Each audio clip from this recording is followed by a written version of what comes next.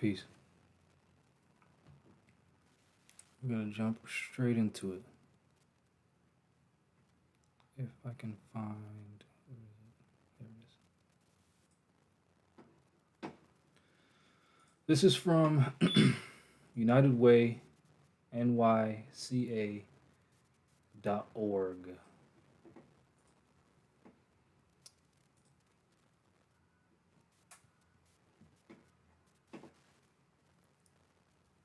United Way, NCA.org. Vacant homes versus homelessness in cities around the United States.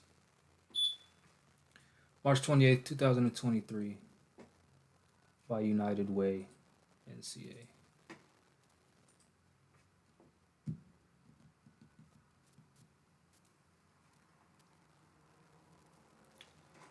Let's see, who are these people?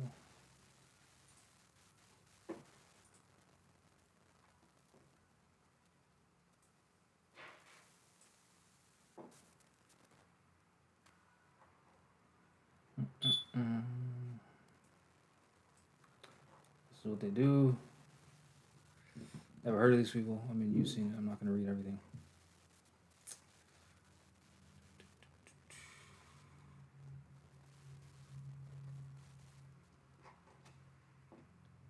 United Way. I feel like I've heard of them before. Let me see. About us. Improving the lives of underserved individuals in the National Capital Area by focusing community resources on creating measurable and lasting impacts. For nearly 100 years, United Way NCA has worked diligently to change the lives of people and families in the National Capital Area. Some awards they got: Civic Leadership Award, Washington Business Journal Women Who Mean Business. So these are who these people are. You can look up more on your own, but this is what they said March 28th, 2023. For many Americans, finding affordable housing continues to be a challenge, whether you're renting or buying. In today's real estate market, many overpriced homes sit vacant, while populations experiencing homelessness continue to grow. In this study, we took a closer look at data from the U.S. Census and Department of Housing and Urban Development to compare the number of people experiencing homelessness to the number of vacant housing units in 100 major cities across the country.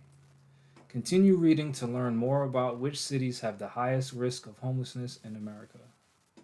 Key findings. Over 580,000 Americans are experiencing homelessness. There are currently 28 vacant homes for every one person experiencing homelessness in the United States. I'll leave that there for a second.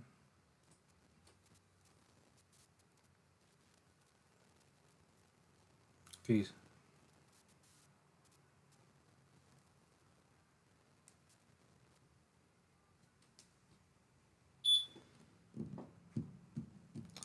There are 28 vacant homes for every one person experiencing homelessness in the United States. While cities like New York, Los Angeles, and Seattle have some of the largest unhoused populations in the country, Detroit has the most vacant homes per unhoused person. 116 empty homes per unhoused person.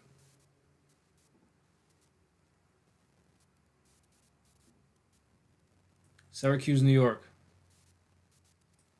110 vacant homes per unhoused person. San Jose, California. 85 unhoused persons for every 100,000 residents.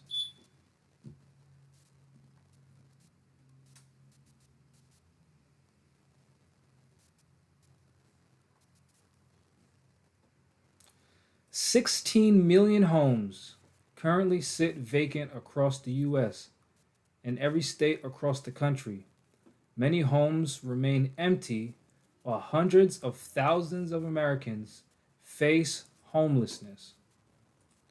Vacant homes and buildings often succumb to the elements and deteriorate due to leaks, damage, and general lack of maintenance before ever finding a buyer willing to pay their inflated prices.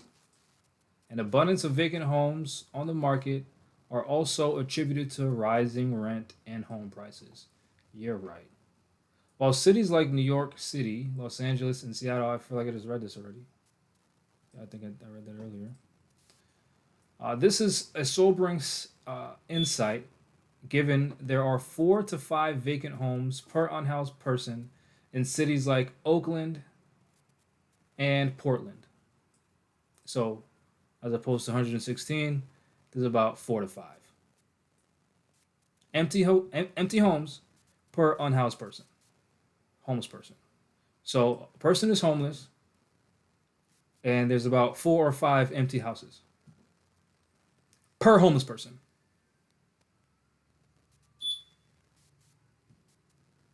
This disparity is not unique to Detroit, as many cities across the U.S. have a significant number of vacant homes while also struggling with homelessness.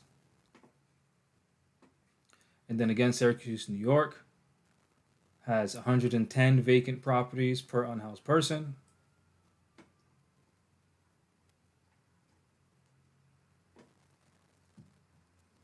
In the Midwest, there are over 50 vacant houses per unhoused person. In Chicago,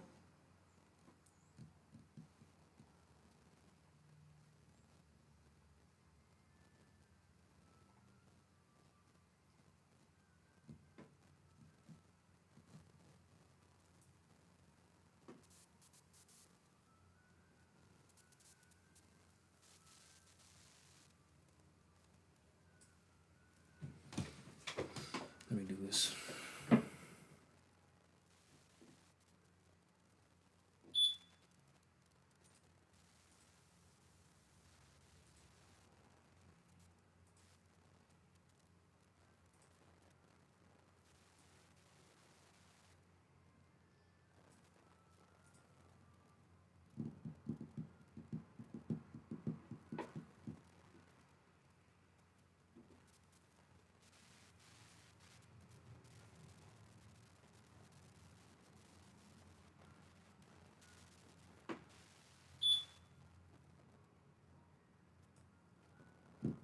Now, there's going to be someone out there saying, they're Moors, not black.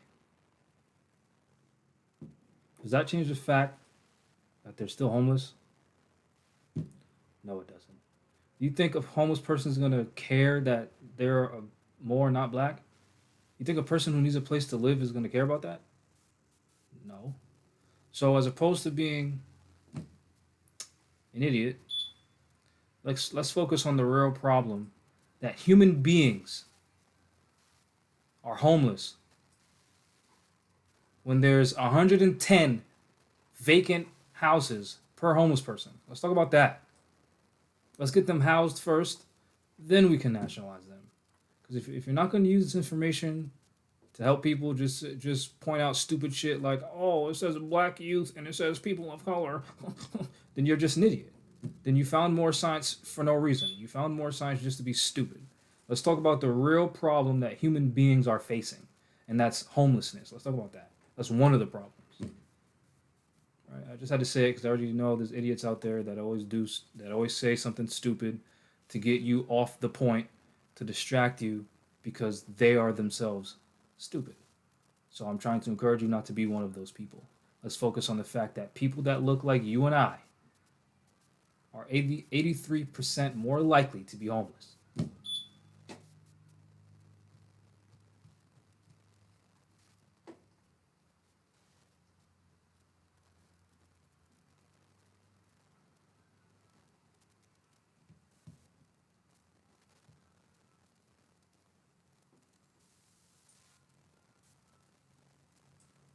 You can read that for yourself. I don't have to read everything.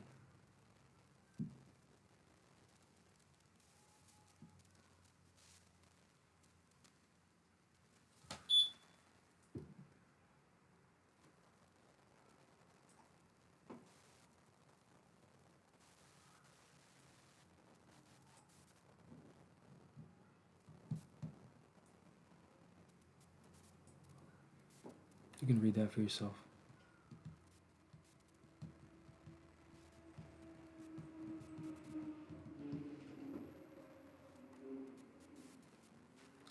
You can also do your own independent third party research on this. This is just one website that I found as an example. And when you read, um, and it doesn't have to be from my website, it could be from literally anywhere. I just so happen to have compiled information on my website that I show the sources. You will see, and Martin Luther King Jr. talked about this. You will see how there has always been. Hold on 1 second. I wonder if I can.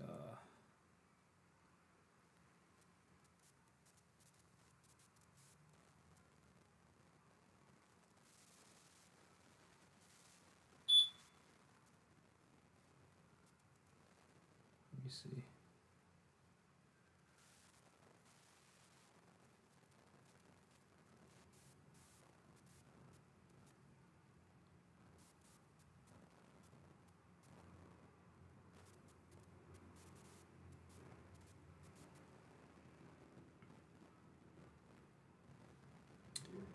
Um.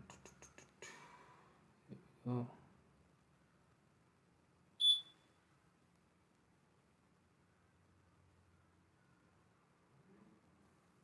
I'm just trying to get rid of this person who's trying to take you away from the topic that human beings are suffering. And instead of acknowledging that there's a ridiculous amount of abandoned properties out there that outnumber the homeless people, they're trying to distract you by having an emotional argument about something that means nothing. When the real issue is the fact that human beings are homeless in an environment where there are more houses than there are people, which absolutely doesn't make sense. And when a house is vacant, meaning nobody lives in it, chances are nobody's making money off of it. Chances are it's vacant and abandoned. So abandoned means nobody owns it. Vacant means nobody lives in it. Now, someone can own a home, but it could be vacant, right? I don't have to be where you are to tell you that I know you have seen vacant and abandoned houses, and I know you've also seen homeless people. It does not make sense why those people are not allowed, or why no one's telling these people that they have the right to adverse possession. They can be a tenant at will, even if someone owns the house. They can be a tenant at will. Now, this is General Laws of Rhode Island.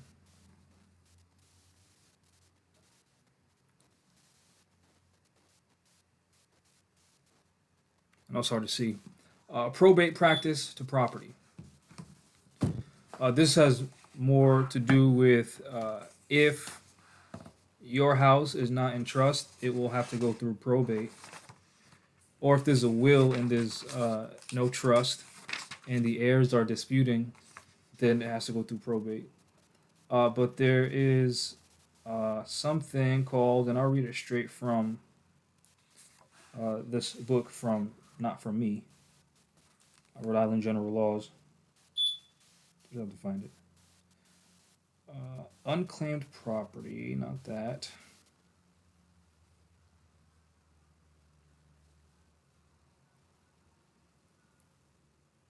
One second. I mean, you can wait as long as you want.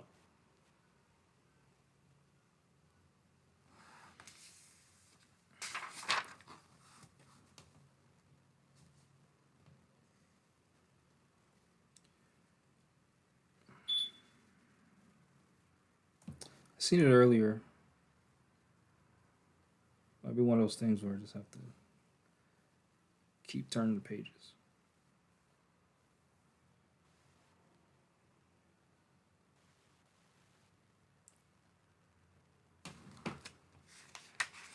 Also, let me know how the audio is, because I feel like last video I did, I was speaking very low.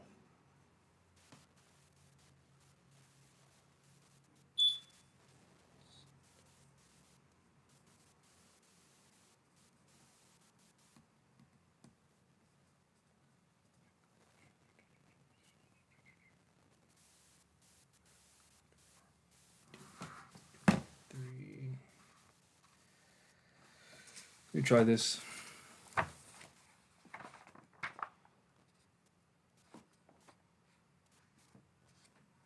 Actually, let me go back. Let me go back to this. This is more. Go back to this.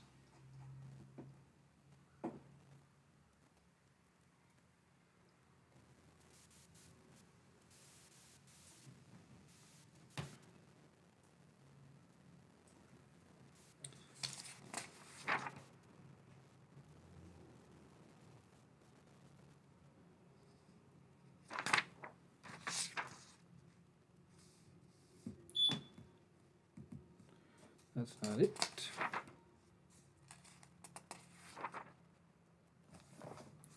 Back to the drawing board.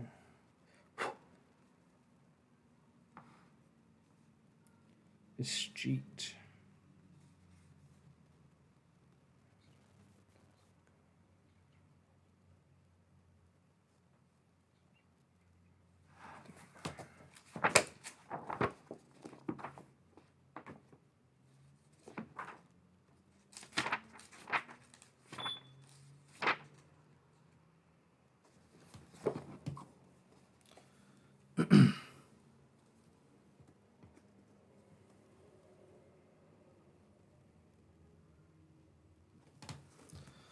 This is Title 34, Chapter 7, Subsection 1.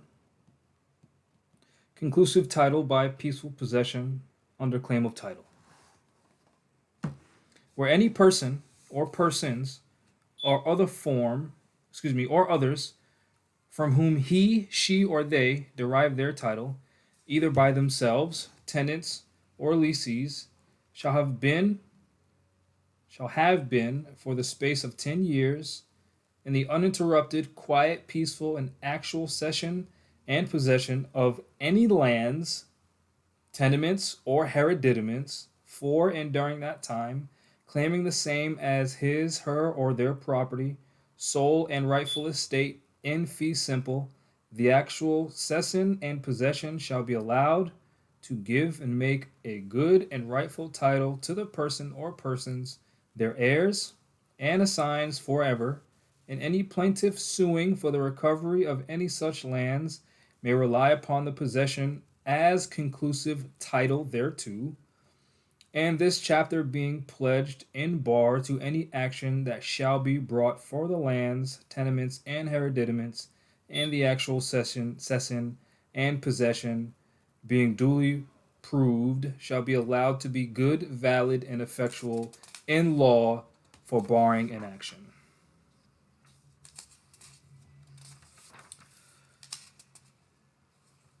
Nature of possession. The possession required to acquire title under this section must be actual, open, notorious, hostile, under claim of right, continuous, and exclusive.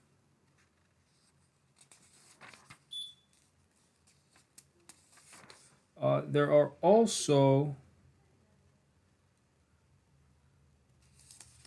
Oh, notice of intent to dispute interrupting adverse possession.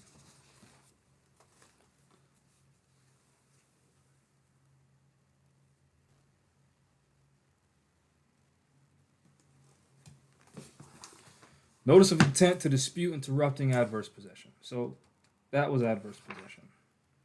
There is a list. Location of point by coordinates.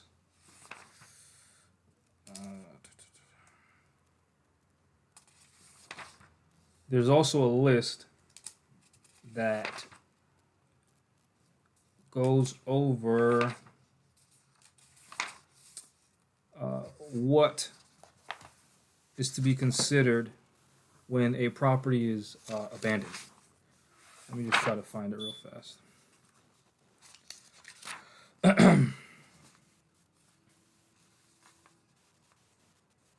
Well, not real fast. I'll try to find it.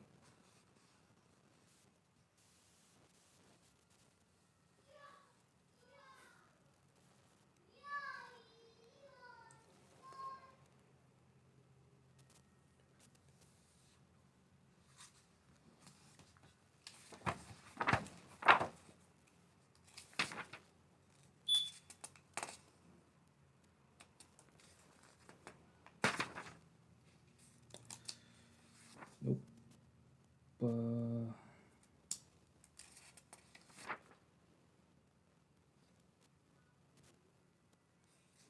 Well, this is 3321.1-2. Property presumed abandoned, except as otherwise provided by this chapter. All intangible property, including any income or increment derived from tangible property, less any lawful charges that is held, issued, or owing in the ordinary course of a holder's business and has remained unclaimed by the owner for more than 3 years after it became payable or distributable, is presumed abandoned.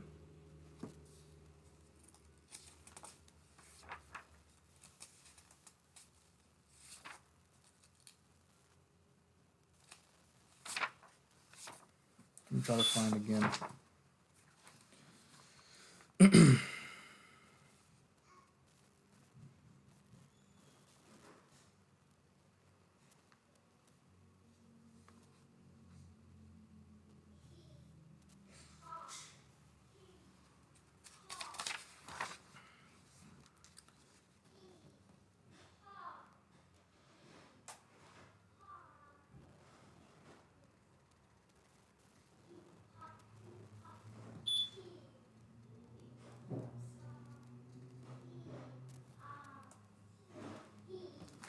Well, I'm not going to spend too much time doing that.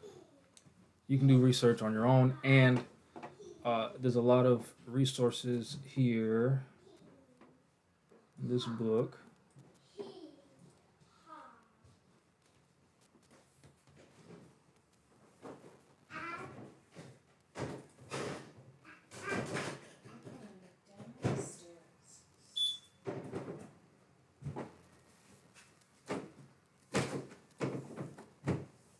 I'm going to show you how I claimed a $250,000 4-bedroom, 2-bath house using the legal principle of adverse possession. Adverse possession is a legal statute in all 50 states that states that anyone can gain title to property so long as they meet all the necessary statutory requirements. So for the first time, I'm making available in this ebook my experiences with adverse possession and how I literally went from being evicted from the start of 2019 to owning a house at the end of 2019 without having to pay rent or a mortgage every month. What? So if you want a legitimate step-by-step process on how to gain title using adverse possession, click the link in my bio and grab my ebook today. Okay! Could you guys hear that? Because I wasn't sure if my mic and this audio could play at the same time without there being an echo. So did you guys hear that? Yay or nay? Yay or nay?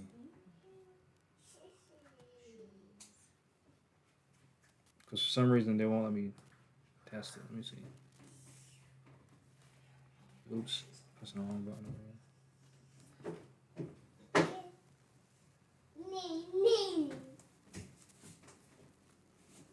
All right, cool. So this brother has a book. It's on riseandmores.org. this book right here on how he adverse possessed property, how he went from being homeless to not homeless. And I reviewed it. It's good. It's a similar process that we have done. And he provides laws from every state that address adverse possession. Now, if any of you have any relatives or friends who are into real estate, or any friends or relatives that work at or own a bank, you'll see that they do adverse possession all the time. They'll see abandoned property and just put up a for sale sign. And I've talked about this before, where there was a property that we claimed, adverse possession, and I explained some of the process on how to do it. He explains how he did it in his book, which is available on riseofthemoors.org. Part of which is going to the tax assessor's office. Now, the reason why you go to the tax assessor's office is because it tells you, it's public information, the tax assessor will tell you who the past owners were. You can also go to the recorder of deeds if you know the address. Or either way, if you're going to go to the tax assessor, you have to know the address of the property that you're looking at. And it'll tell you who the owners are or who the owners were. You could also speak to the neighbors and say, hey, how long has this house been abandoned? And they'll tell you because they live there, right? But from the tax assessor's office, you can find the name of the individuals who claim or the last recorded owner of the property. The reason why that's important is because according to adverse possession, you have to notify the parties. Well, some laws don't require you to notify the previous owners. But to avoid a complicated legal dispute, you can notify the parties to let them know and have a paper trail, because with the property that we possessed, the banks responded to us that they have no knowledge or interest in the property because the banks were the last recorded owner of the property, as well as there were pictures on the building itself that said vacant, and abandoned on the property itself. And I mean, I'm pretty sure I've done plenty of videos on this, and there were probably 15 to 20 more that co-signed the paperwork, so there were witnesses there. But the point being, this is a legal thing. Many people have done it. In fact, just Google search adverse possession case law for whatever state you're in, and you'll see people have been doing this for years. You'll see cases in the 1800s from whatever state you live in, right?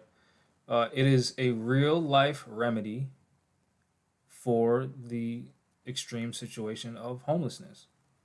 This is not made up. I just read it from the Rhode Island General Laws, adverse possession. It is a real thing. And it's rooted in nature, and it's not complicated. Like most of the stuff right here,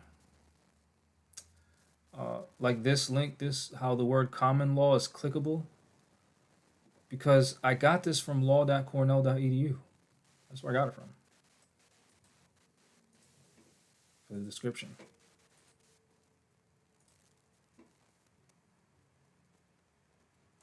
Let me see. I don't feel like using this keyboard. Being lazy. Let's see. Adverse possession. Oh, look. Law.cornell.edu. Let me zoom in for you.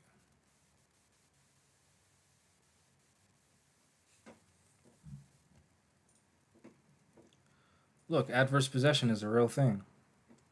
They don't call it squatters' rights. They don't call it squatting, because the legal description is adverse possession. That's the legal definition of it. Adverse possession. Right. So the time period as defined by statute of limitations. The common law requirements have evolved over time and they vary between jurisdictions. Typically, for an adverse possessor to obtain title, their possession of the property must be continuous.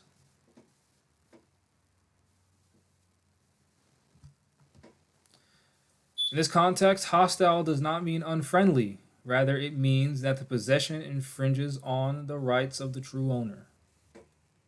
But if it's vacant and abandoned, there is no true owner because if you owned a house, you wouldn't abandon it. If the true owner's consents or gives license to the adverse possessor's use of the property, the possession is not hostile and it is not really adverse possession. This is why I said you could be a tenant at will. A tenant at will means you speak to the owner and they give you permission to live there, so you're a tenant at will. Renters cannot be adverse possessors of the rented property regardless of how long they possess it. Possession must be obvious to anyone who bothers to look, so as to put the true owner on notice that a trespasser is in possession. This is why, when they say open and notorious, you notify the individual. One will not succeed with an adverse possession claim if it is secret. And, there was a story on Vice where they talked about adverse possession, but the problem was someone lived in the house. Someone else lived in the house. Don't try to claim a house that someone else already lives in. Or if someone else recently purchased it via mortgage, which is not really purchased, don't try to claim a house like that because there's another party that's going to challenge you. And this is not legal advice. The adverse possessor is actually in possession of someone else's property. The true owner has a cause of action for trespass, which must be pursued within the statute of limitations. Now, trespass is not breaking and entering. That's why, for an example, when we adverse possessed the property that we possessed, we had a civil issue filed against us, not a criminal action, because it's not a crime.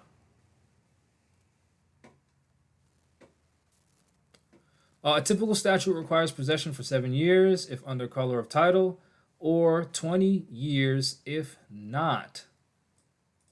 Color of title? Let's click on color of title.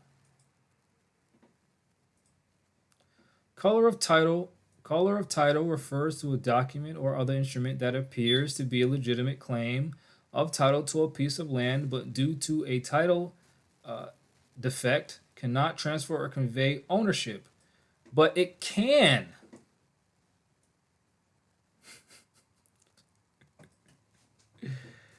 Oh, man. And of course, you can do your own research, or you can skip the process of doing your own research and get this brother's book who has done the research for you. And not only has he done the research, he has done it himself. Let me see. Let me do this. I don't know if I should mute myself or not. I think you can still be able to hear it. I'm pretty sure. I'm going to show you how I claimed a $250,000 4-bedroom, 2-bath house using the legal principle of adverse possession. Adverse possession is a legal statute in all 50 states that states that anyone can gain title to property so long as they meet all the necessary statutory requirements. So for the first time, I'm making available in this ebook my experiences with adverse possession and how I literally went from being evicted from the start of 2019 to owning a house at the end of 2019 without having to pay rent or a mortgage every month. What? So if you want a legitimate step-by-step process on how to gain title using adverse possession, click the link in my bio and grab my ebook today. Okay! Now, a few things worthy of note. One thing in particular. If you look at his background, who's the baby? Fran, she knows our house. She ran right up the driveway. If you look at the background right here, This bookshelf, this bookshelf, this bookshelf, and this bookshelf. You will see a book series. This book series is called anybody who knows it because of its color. What? It's in there, I think. Anybody that knows, if you know, you know, right? That corny saying. This blue book series is Corpus Juris Secundum. Now let's type that in. I'm gonna butcher the spelling. Don't worry about it.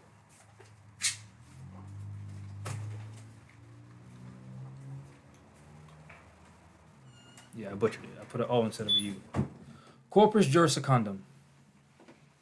I just clicked on it, but then it did nothing. All right, they just had the image of it. Okay, we'll do this.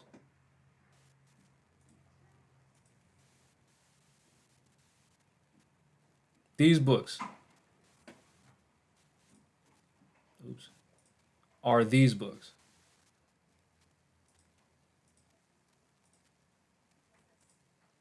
These books are right here. Now, I know this individual, and he sent me pictures of, well, not sent me pictures. I think he posted on Instagram of when he got them. Right, Corpus Juris Secundum is an encyclopedia of United States law at the federal and state levels. It is arranged alphabetically into over 430 topics, which in turn are arranged into subheadings. As of 2010, CJS consisted of, which means Corpus Juris Secundum, 164 bound volumes, 5 index volumes, and 11 table of cases volumes. That table of cases is phenomenal. CJS is named after the 6th century Corpus Juris Civilis of the Roman Emperor Justinian I, the first codification of Roman law and civil law. The name Corpus Juris literally means body of the law. Secundum denotes the second edition of the encyclopedia, which was originally issued as a Corpus Juris by the American Law Book Company from 1914 to 1937. CJS is published by West in print form and on Westlaw. The print edition is updated annually with pocket supplements and revised editions of bound volumes. Before Thomson's acquisition of West, CJS competed against the American Jurisprudence Legal Encyclopedia. While legal encyclopedias like Corpus Juris Secundum were at one time heavily used by the courts, the growth of statutory and regulatory governance has had the effect of eroding its reliance. As such, rather than being used as a source of authoritative statements of law, legal encyclopedias are now more often used as tools for finding relevant case law. Volumes 82, 97, and 98 of Corpus Juris Secundum appeared behind the closing edits of Perry Mason television series. Throughout the series, approximately 20 volumes can be seen on the shelf. Why are they even saying that? CJS discusses more than 400 topics of the law. And then there's reference points. Oh, because anybody can just write anything on Wikipedia. But there's reference points. And official website links to Corpus Juris Secundum.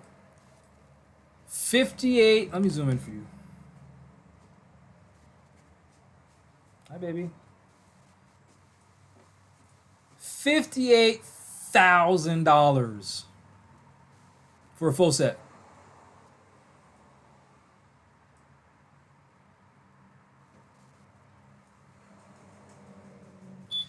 $58,000.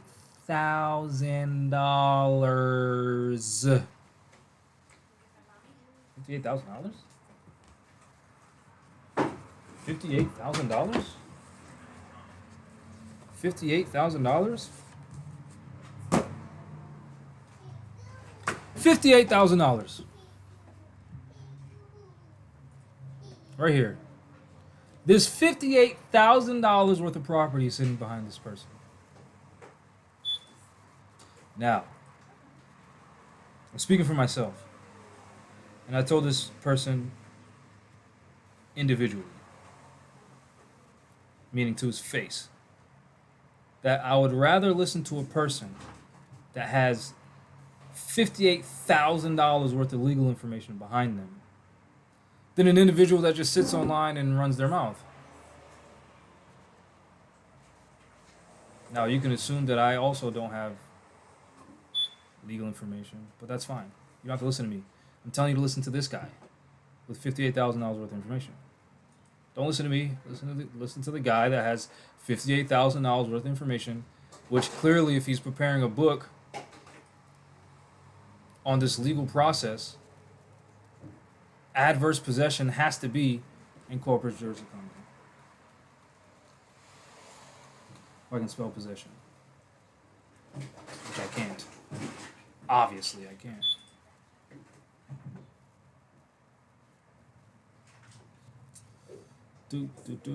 Attorney-client, everybody knows about that.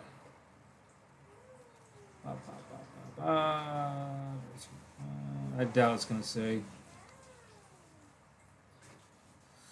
See, this is why having books is so important, because they make everything online hard to find.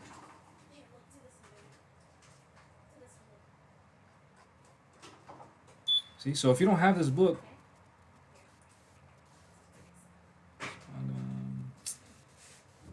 yeah, look, can't find it. Can't find it. Well, I guess you got to rely on the man that has the book. The person that has the book themselves. Now, this process can be used by anybody. If you already own a home and you see an abandoned property, you can take care of it for whatever statutory amount of time where you live requires. And then guess what? You can own 2 homes. Or if you're homeless, which was the major point of this video, the fact that there are over 116 abandoned houses per person. If you're homeless or know someone that's homeless, maybe you can speak to someone about this process. And then once they're well and settled, then you can say, hey, by the way, do you know what more science is? And then they'll probably listen to you because you just helped them get a home.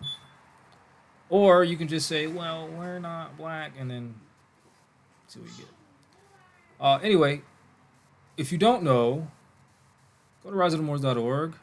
Click on this tab right here. I know my little, hold on, let me move this. Let me move my webcam down here. Right here. Right here. Can you see? You can't even see my cursor, can you? Shucks. Can you see that? Yeah, you see that right there? Right there. Click on that. It's in Arabic. Oh, you can see my cursor. I don't know where it was before. Click on that. Boom. And you'll see. Let me make this smaller. I'm irrelevant.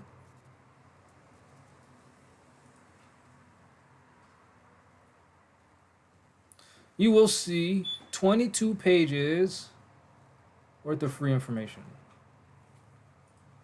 You can just click on that. 22 pages of free information.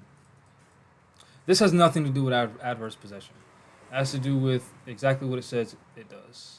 Lot and Moab. This is Lam, Wa, Ta, Wa, Mim, Wa, Hamza, Alif, Ba. Lot, Lut, Wa, and Moab. The identity of the Moor. You could read it or download it and get one of those things that read for you and learn for free about Moab. about Moab. Um, I went over this before, so I won't necessarily do it again because I made it free for you to read, not for me to have to read all 22 pages for you. But what I would like to note are a few things. Um, Specifically from Jewish scholars.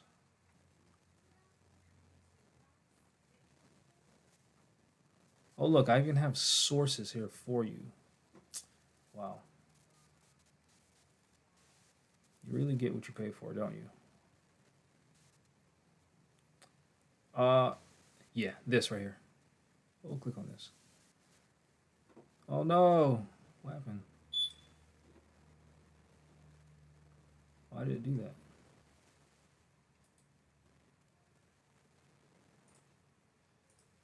Why didn't it work?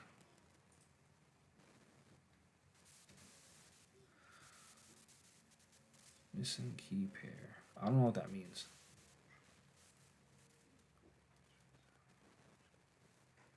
I don't know what that means. I'll try to fix that later. I don't know what's going on with that. Let me do this. Let's do this.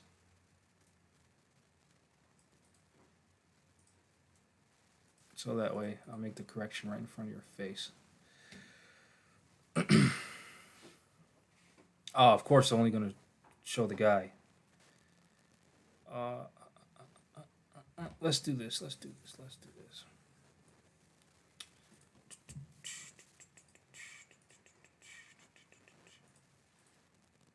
Boom. Boom. Boom. Is this it? Probably not. Now I have to go back to my thing.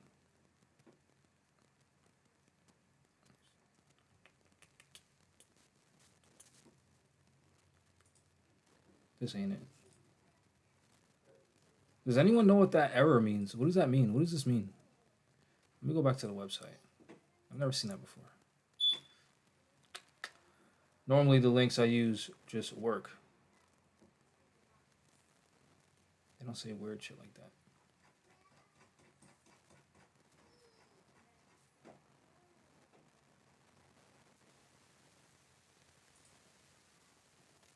I don't get it. What's going on?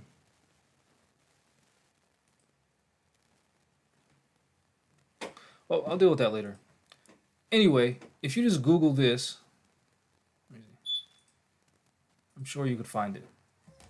Find out where this quote is from. What I have to do is copy and paste it. I don't know why it's not showing up.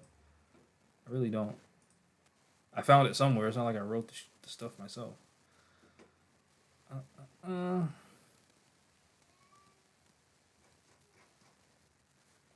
what the hell is that?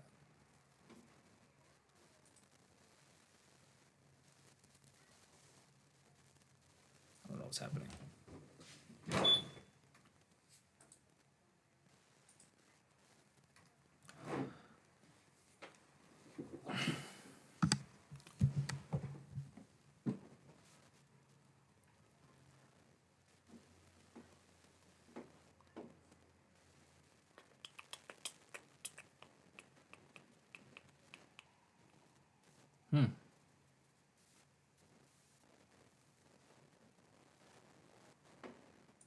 This is throwing me for a loop.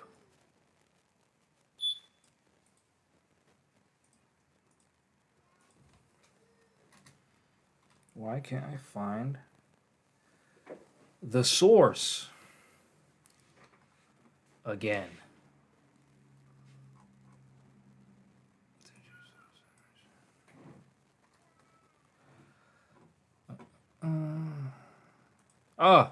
Here it is. Pretty sure this is it.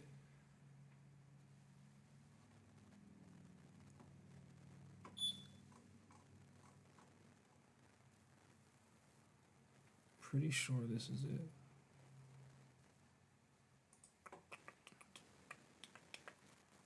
Now, how did I download it before? It's getting real spicy.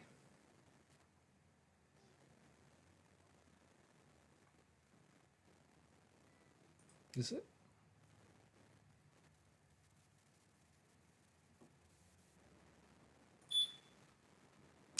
See, now you're being crazy. Anyway, I'll just read it. I guess I'll have to fix this later.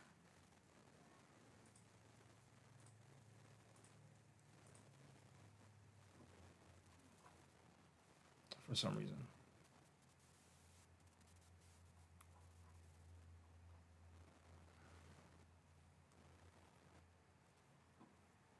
Yeah. Anyway, you have to suck it up, I guess. So this link that used to work,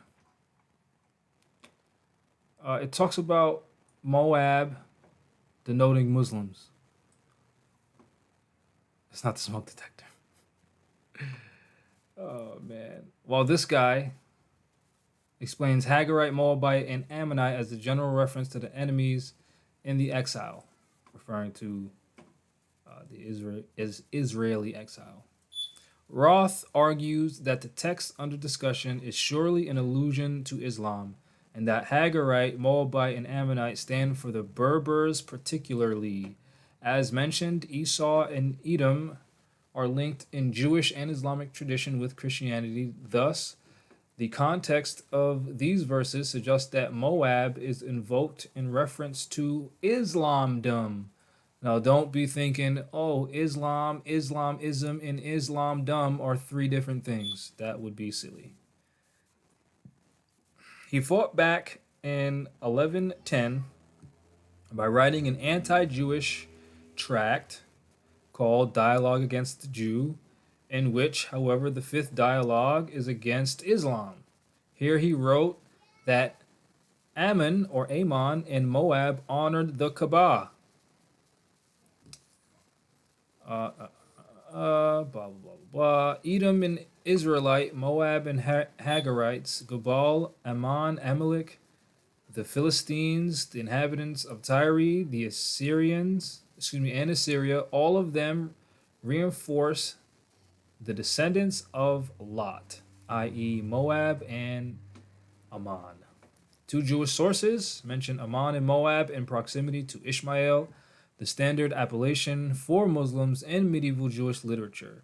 This may have inspired some of those who invoked Ammon or Ammon and Moab to establish a linkage between these nations and pre-Islamic Arabs/Muslims. Psalms 83:7 lists Moab between the Ishmaelites and Hagarites. The latter, again, were probably related to or descendants from the Ishmaelites. The next to appear is Gabal, followed by Ammon, meaning that Ammon and Moab are proximate to the Ishmaelites and the Hagarites. So didn't Prophet Noble... Never mind. The second source is PRE, this guy.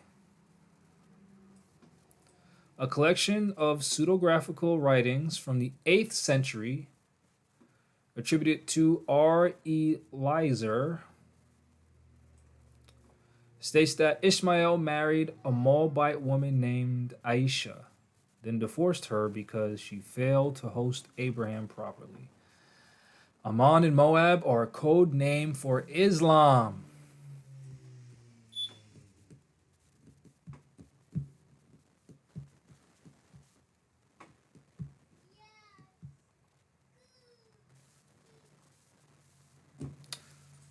Ammon and Moab are a code name for Islam, given that the Islamic law prescribes capital punishment for those who offend Islam and especially Muhammad. Jews refrain from public debates with Muslims in matters of faith. This is from this guy, PRE. The chapters of Rabbi Eliezer the Great, according to the text of the manuscript belonging to Abraham Epstein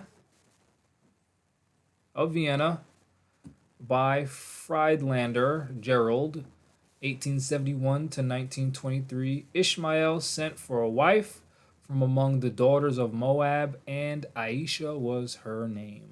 Page 218. Now, what is important about that? Well, several things. And it goes back to the 101s of Prophet Noble Drew Ali. Hold on, before I do that, let me do this. What is this right here?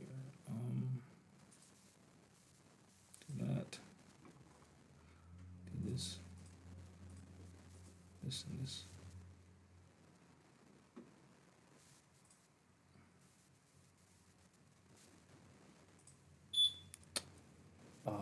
What is happening? Why is this not working? 1 second. Something's not working with my stream.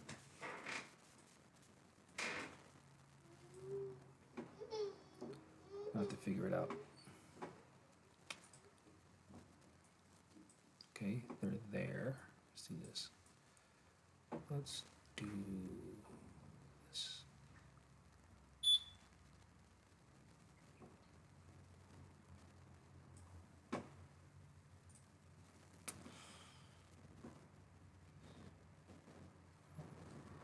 It says it can't do it because it's open, but it's not open.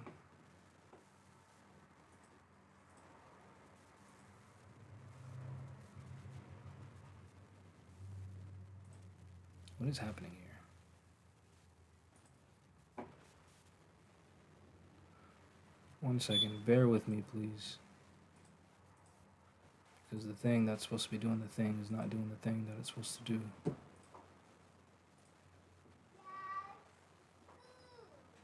Now it's not even showing up.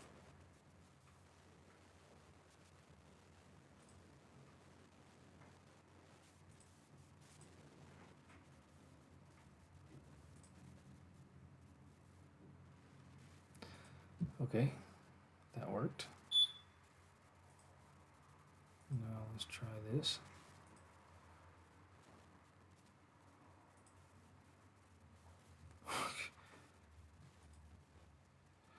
Okay.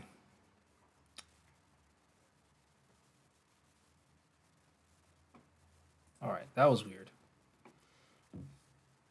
So what I was talking about, why is that important? Well, when you study,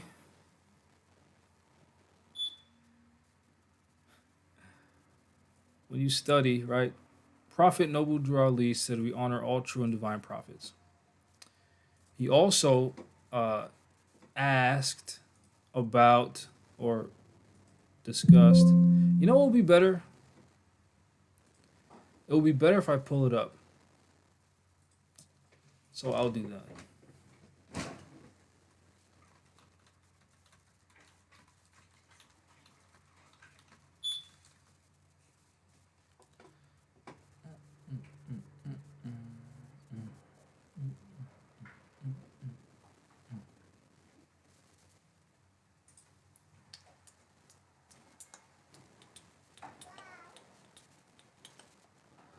Hopefully this is not like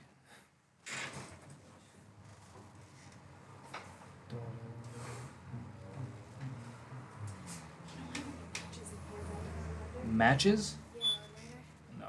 that's a license to Janella. Just keep an eye on her real quick. You don't have to go out there. She's sitting right there.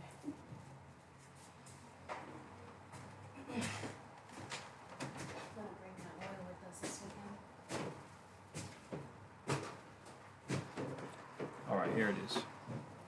Let's do this. Fix this.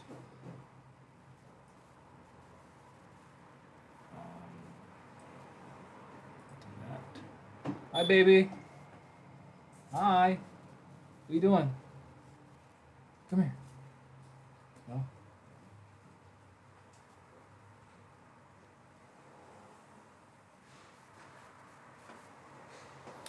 Where was I?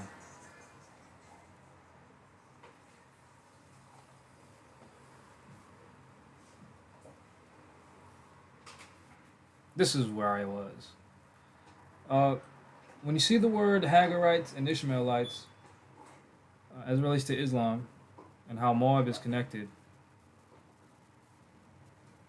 Who's letting out secrets? I'm not letting out no secrets. This is well known and documented information. Noble Dryly already gave us this information.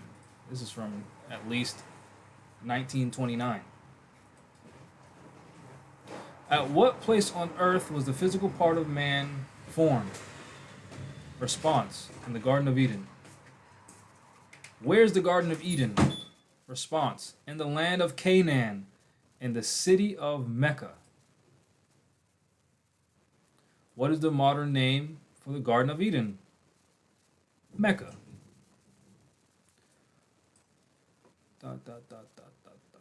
Who are Adam and Eve? So you have to believe in Adam and Eve. Can't be a Moorish American and then not believe in Adam and Eve, which means you have to believe in their children. They are the mothers and fathers of the human family, Asiatic and Muslims. Where did they go? They went into Asia. What is the modern name given to their children? Asiatics. Who is guarding the holy city of Mecca today to keep unbelievers away? Angels.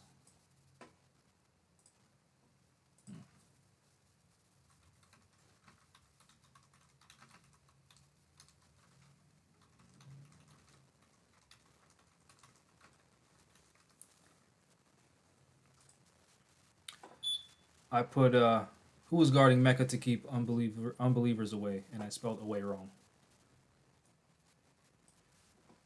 Let's click on this.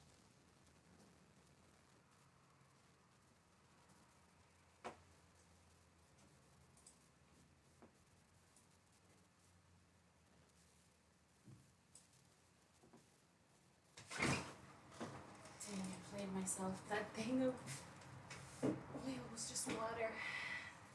You know what? I don't know what you're talking about. Citronella, the bucket of like tiki torch citronella.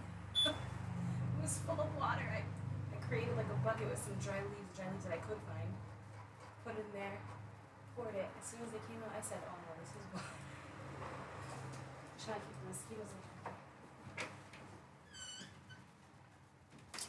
Where's the sign at? Where's the sign at?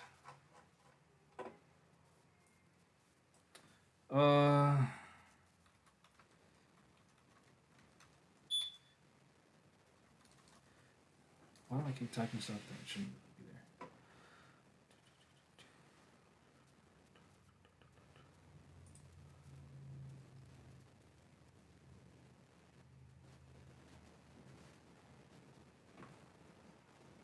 Is that the right picture?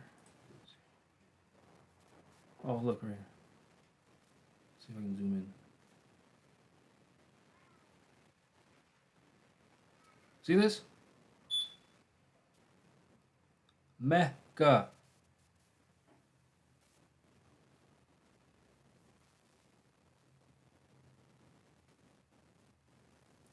Al-Muslimin Fakat. I'm not sure if I said that right. I know I said Muslimin right. I know that. There's no other place on earth where it says Muslims only, unbelievers turn this way. There's no other place on earth. It doesn't exist in Chicago, like more lie and just to lie. It doesn't exist anywhere on earth except Mecca. Obligatory for non-Muslims. A non-Muslim would be a what? Disbeliever.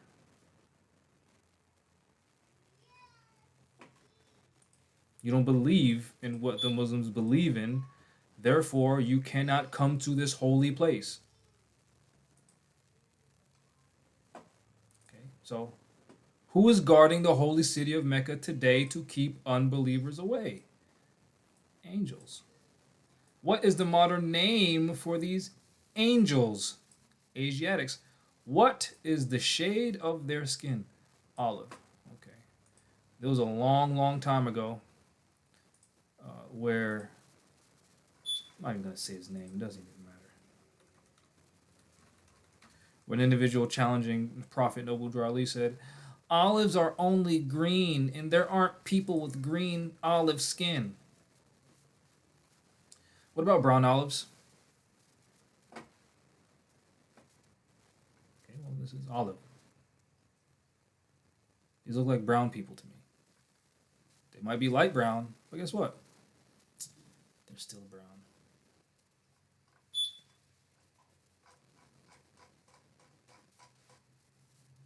I'll even do you one better.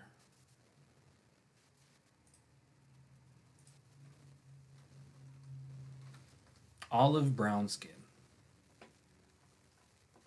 Oh. Kind of looks like this guy.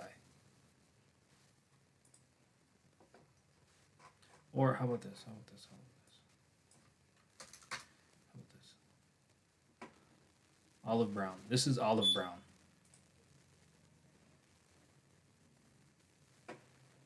How about this? How about that?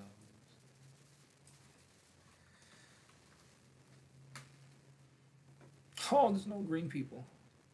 Oh, what's this? Looks brown to me. These look brown to me. Oh, there's no green people.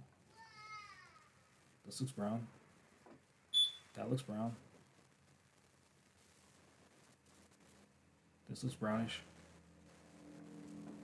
Olive green.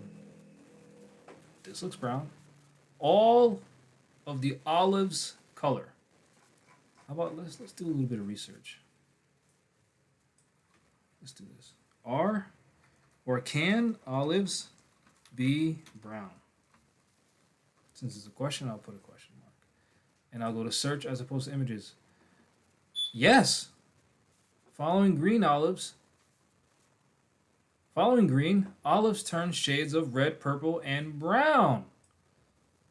Green olives ripen and become olives. Okay, there's something cut out.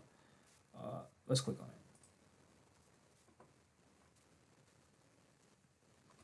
Control F. Brown. Fun dinner party fact. There are no green olive trees. The color of an olive is an indication of its ripeness. Green olives ripen and then become black olives, or rather, they transform from green to light brown.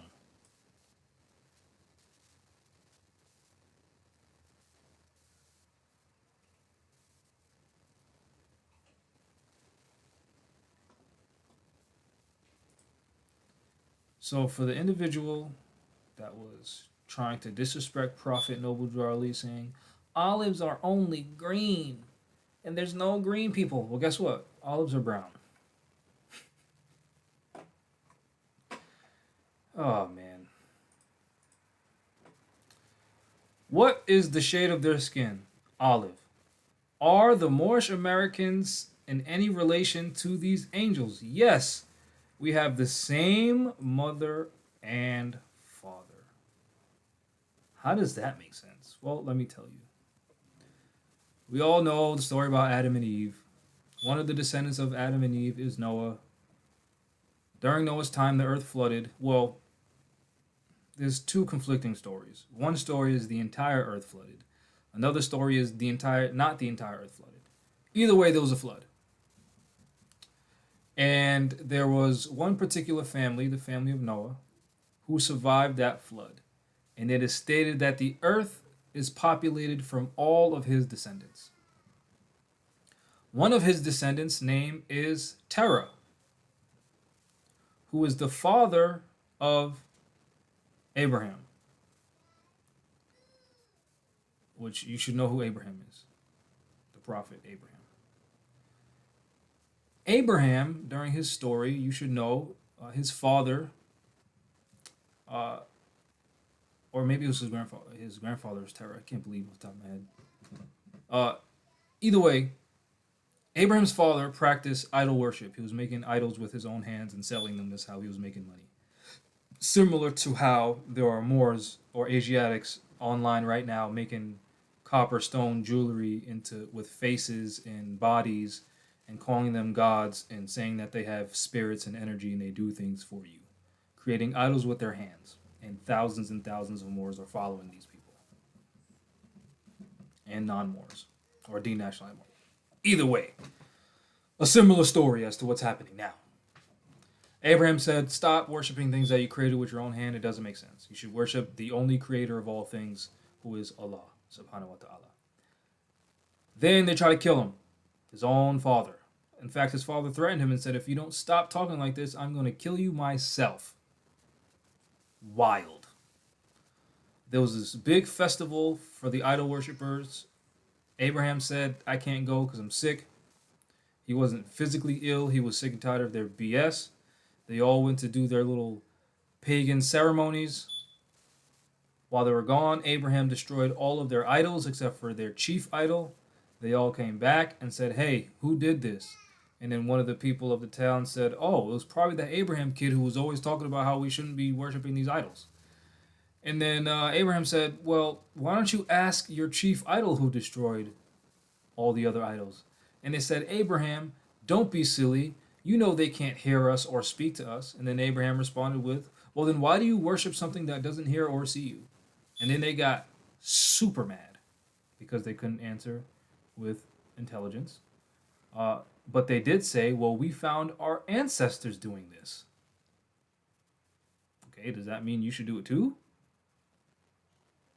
Anyway, most of their responses in the Quran is, "Well, we found our forefathers doing this," which is the same response that our Moors are saying today with, "Well, we found our ancestors doing this." It's the same thing. The same poor response to following what you know yourself is true. So they got livid. They got so upset with Abraham because he asked a simple question: "Why do you worship these things that cannot hear or see you?" So they said, "You know what? We've had enough of this kid." His father was in on it. And all of the people, and this is in Babylon, by the way, Mesopotamia. They also say he was from Ur of the Chaldeans, the city of Ur, or Ur, U-R. Anyway, they built this huge fire. The fire was so big, birds couldn't even fly next to it.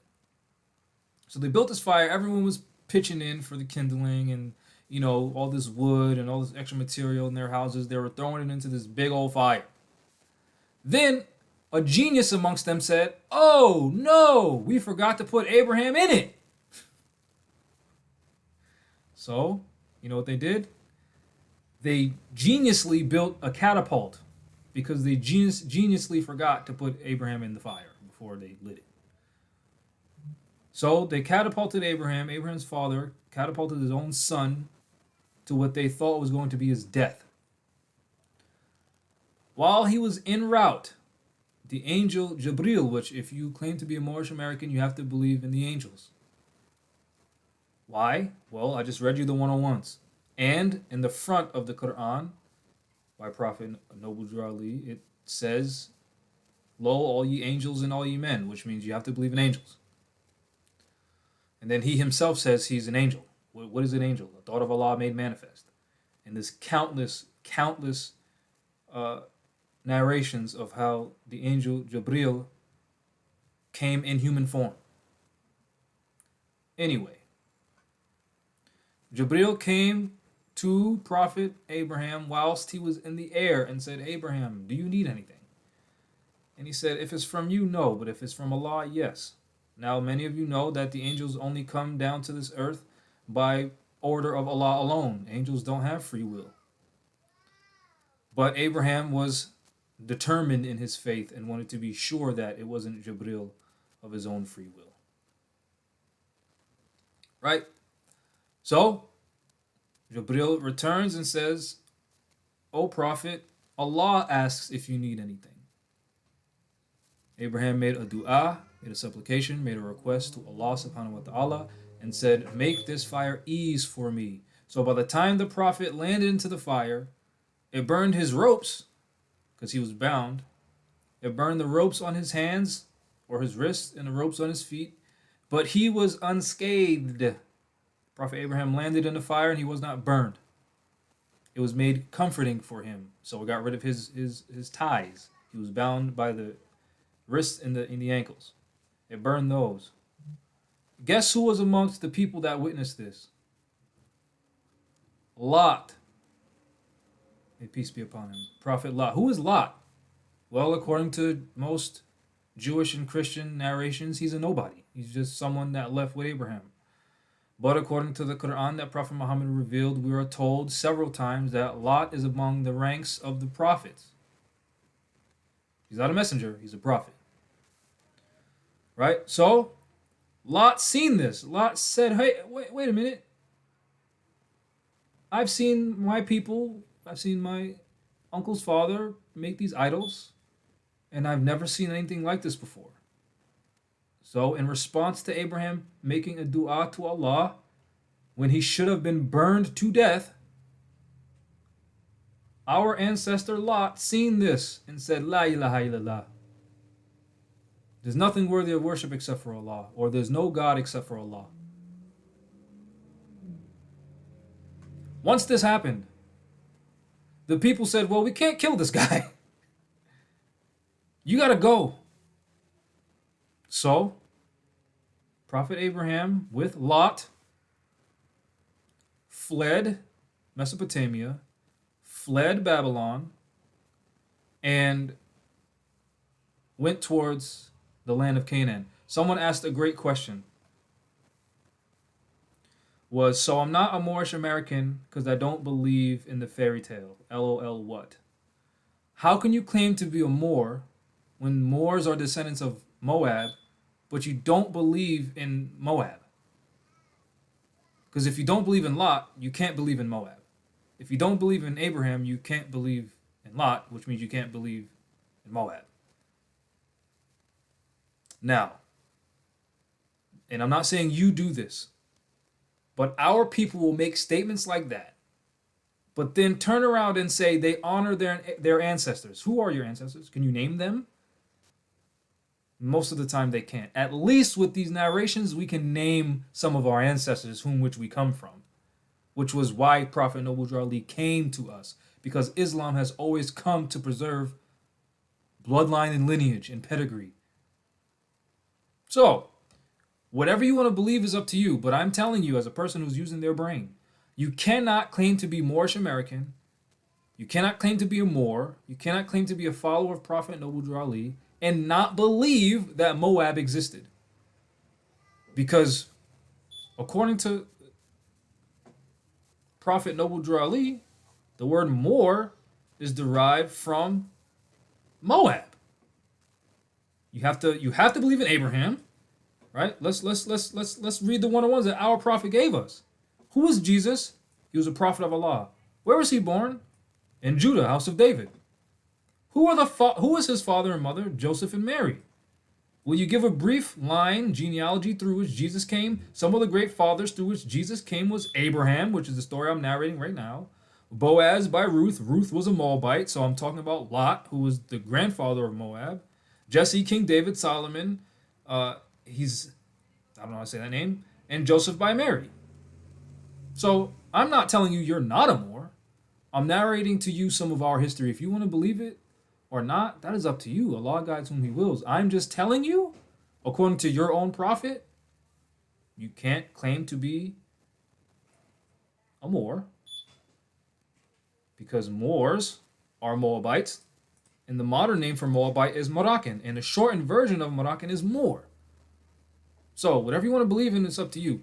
Anyway, the people of Abraham, his own blood, his own lineage, his own father, tried to murder him because he said, stop worshiping the idols that you build with your own hands, the rose quartz, the amethyst, whatever it is. Stop thinking that thing's going to do anything for you. It can't hear or see. So they kicked him out. Lot followed with him. On their way from Babylon to the land of Canaan, which we call today Palestine, which they're trying to erase and call Israel, which is Palestine, or the land of Canaan, they encountered a king. Lot would have been present during this time. So when you hear most stories about Prophet Abraham, Lot was present. Right? Lot, the grandfather of Moab, was present. So when Abraham left to Canaan, he encountered a king. And the king said, who is this Allah you worship? And Abraham said, he's the creator of all things. He gives life and he gives death. And the king said, I give life and I give death. Hey, you, bring in that prisoner. Bring in those two prisoners. Kill him, let him go. See, I give life and I give death. So Abraham said, Allah subhanahu wa ta'ala is the one that makes the sun rise in the east and set in the west. If you are God like you claim to be, make the sun rise in the west and set in the east. And in response, the king said, get out of here. Why? Because he couldn't prove that he was God. Just like the people of Lot and Abraham, their own blood relatives, couldn't answer why they worship something that does not hear or see them. They got upset. The king that claimed to be God, who could not make the sun rise from the west and set in the east, he got upset and said, get out of here. Why? Because that logic you have is messing up my dominion over these simpletons who refuse to use their mind. So you need to leave. So they left.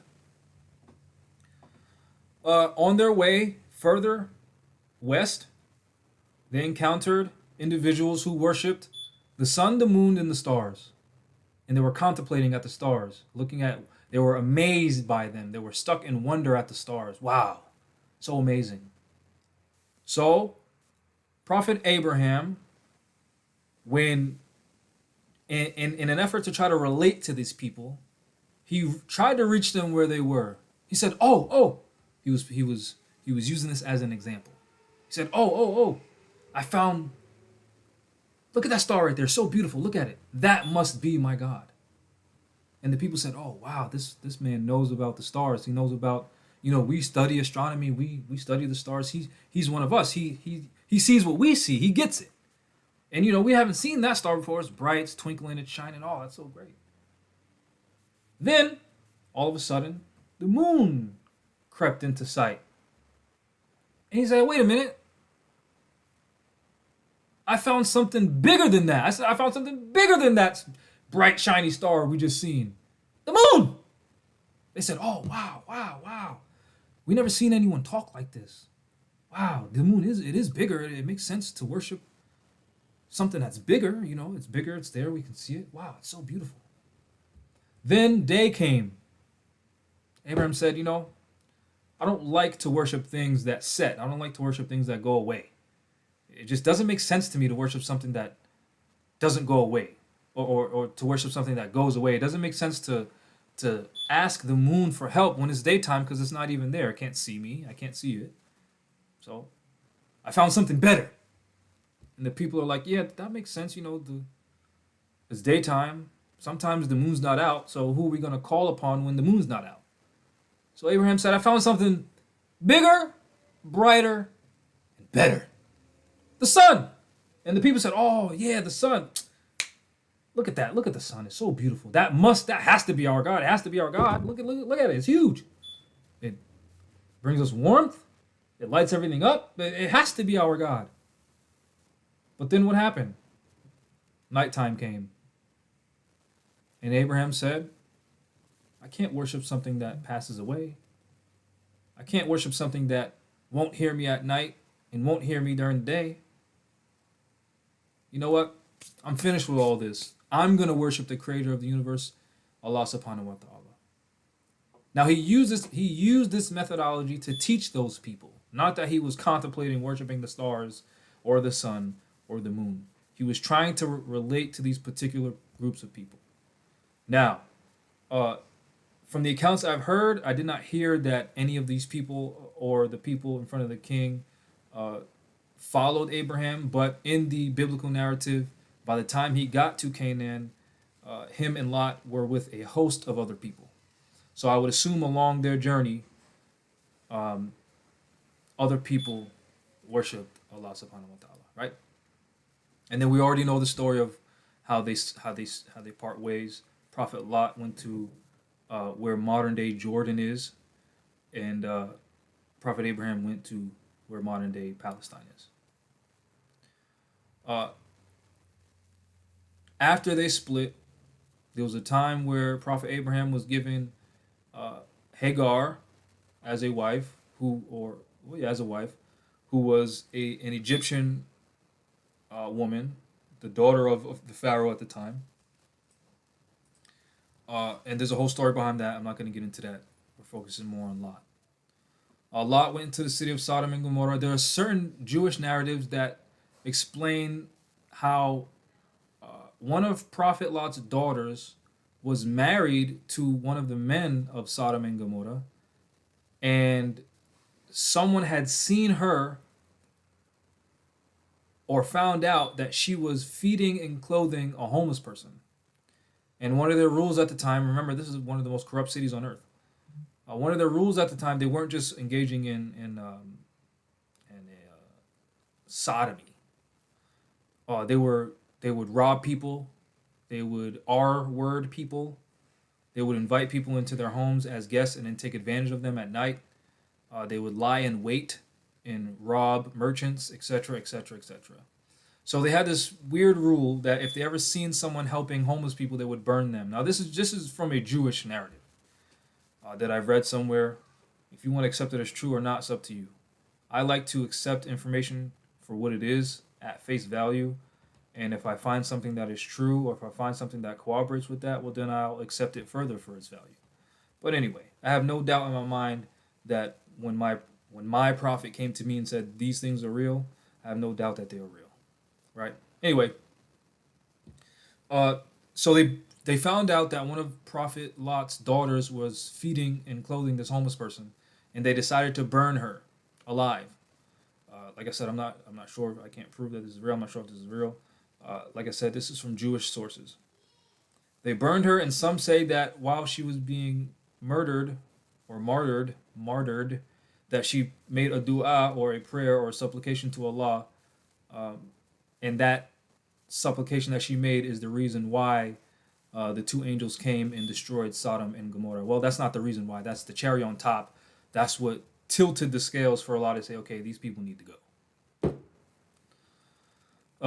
So we already know the two angels visited Abraham, gave him glad tidings of a son, and told him that, they were going to Sodom and Gomorrah to destroy all of the inhabitants. And then Abraham said, hold on, wait. My nephew Lot and his people are there. And they responded, we know better than you who's there, and we are aware of Prophet Lot. Don't worry, he's amongst those who will be saved. They went into the city. Some sources say that it was Prophet Lot's wife that alerted other individuals that these handsome men were in town, which is why she wasn't amongst the believers, because everybody knew what they were doing to men. And then they said that Prophet Lot couldn't host anyone because he was encouraging people to not engage in sodomy and saying that women are better for men than... try not to get banned. Women are better for men than men. Biological women are better than men. This is what the narrative is, right? So the two men came. Prophet Lot's wife was alerting everyone that, hey, we got these two handsome men that just came into town. People rushed to Prophet Lot's door and said, hey, who are these people? We told you can't host anyone. They're gorgeous. Let us in, let us in, let us in. Now, in the story, Prophet Lot says, don't you know that my daughters are better for you? When he said my daughters, when he says my daughters, he wasn't talking about his biological children. He was talking about the women folk of the town. Don't you understand that women are better for you than men? They said, we don't want to hear none of that. Get out of our way, or you already know what's about to happen. And then that's when Jabril blinded them. Anyway, long story short, Lot fled Sodom and Gomorrah because I believe it was the angel Jabril warned him, saying, you need to leave now, because by the time day breaks, which is soon, this place will be completely destroyed. So he left with the believers. Now, again, certain Jewish and certain Christian narratives do not respect Lot as a prophet. They don't identify him as a prophet. And they make the claim that he mated with his own children, his own daughters, and he got drunk. In the Quran, it specifies how all prophets, all of them, are exempt from all the atrocities upon which men make claims of them, which means what? And you'll hear this from Muslims themselves. In the Islamic point of view, Prophet Lot did not get drunk, and he did not have marital relations with his own daughters. So that's what it is, right? You can't be a prophet, which is a high status that only Allah can bestow, the office of prophethood, and then have gotten drunk and mated with your own daughters. It doesn't work like that. You have to have purity of heart to be a prophet, according to the Quran, right? And then, of course, the narrative of Prophet Muhammad and how his heart was cut open and a portion and it was washed by Jibril himself, right? So anyway, uh, a lot of what takes place after is hard to find in English. I'll say that. So if there are any Muslim brothers and sisters that read Arabic, if you have sources in Arabic about Prophet Lot and his grandson Moab, please share with me. You can email me at riseofthemoors.org. Excuse me, you can email me at riseofthemoors@gmail.com. My website is riseofthemoors.org. Anyway, but from Lot's lineage, from his daughters, came Moab. Now it is stated by Muslim sources that after the destruction of Sodom and Gomorrah, uh, Prophet Lot never ceased in telling that story. And as you know, the city or Sodom and Gomorrah was destroyed by just the tip of one of Jabril's wings. The city was first strucken by, we can say like meteors of hard, fiery clay, with targeting each person. The city was then lifted up, turned upside down, and then dropped on its face. And the Dead Sea is where that is today, in Jordan. Right? That is some information about Moab's origin. Oh, look, someone's saying crazy stuff. Hold on, let me do this. If there was someone who I knew, let me see if there's someone I know that's on, because I know this make you a moderator, but I don't really think I see anyone that I know.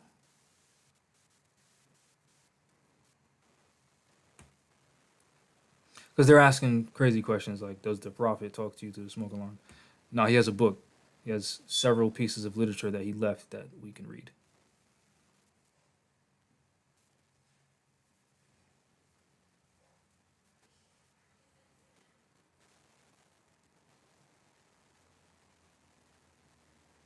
Anyway,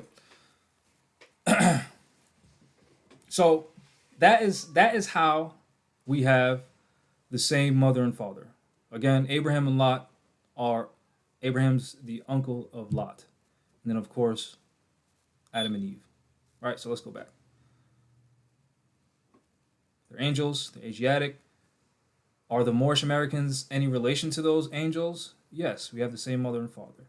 Now, to go back to the Jewish literature, when it talked about the Hagarites and the Ishmaelites, Hagar was the woman that I told you Abraham married from Egypt. Hagar is the mother of Ishmael, who is the father of all Arabs. There's another descendant called Yarib, where they claim the word Arab comes from.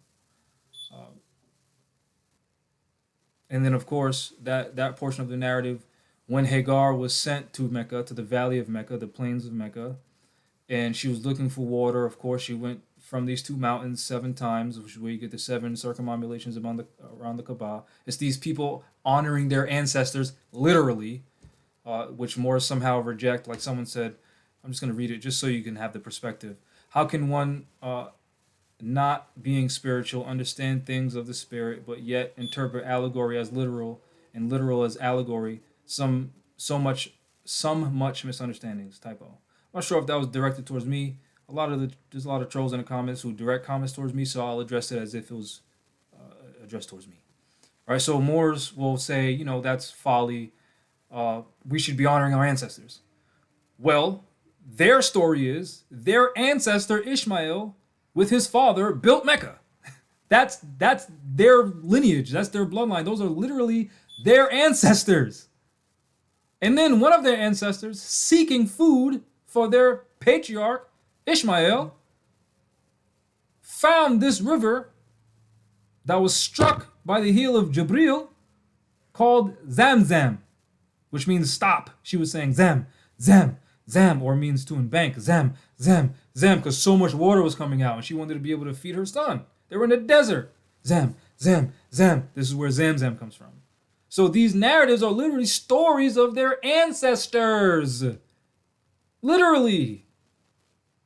Literally, they're literal stories of their ancestors that's been passed down from generation to generation to generation to generation to generation to generation to generation. So much so that the keepers of Mecca today are from the same family that were the keepers of Mecca during the time of Prophet Muhammad. How much more ancestor can you get?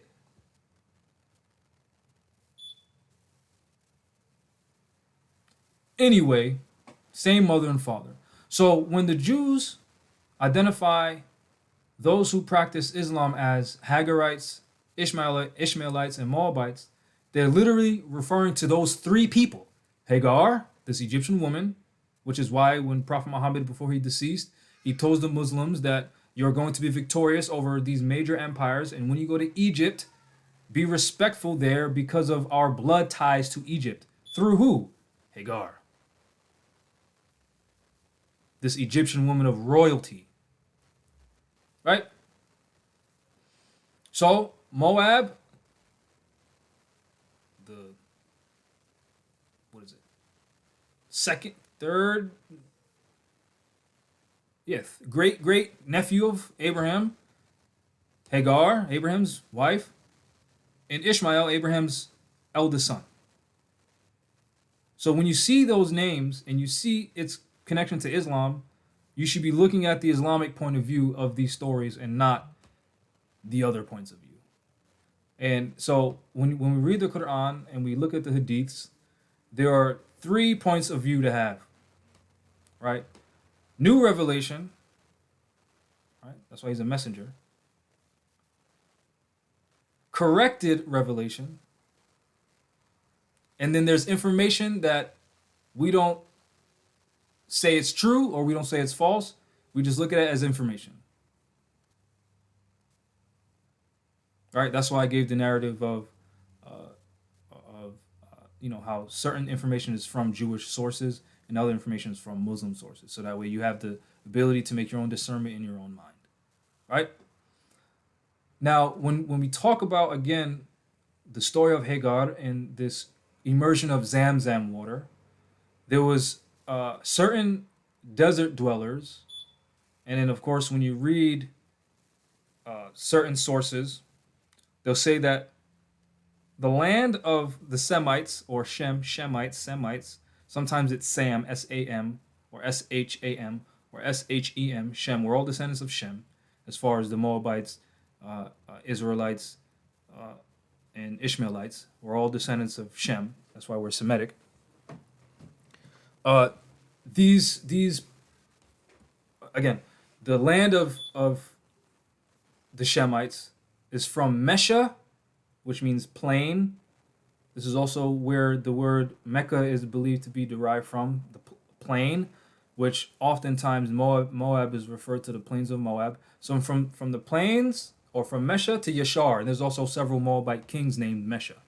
So it's at least as north as Moab, all the way down, and we obviously know Canaan, all the way down to, I forgot the name of it. I want to say Yashar, but I could be, that's the etymological origin of Mesha. I can't remember the name of it off the top of my head. But from Moab to modern day Yemen is the territory of the Semites. Obviously, if Lot and Abraham were able to travel or traverse from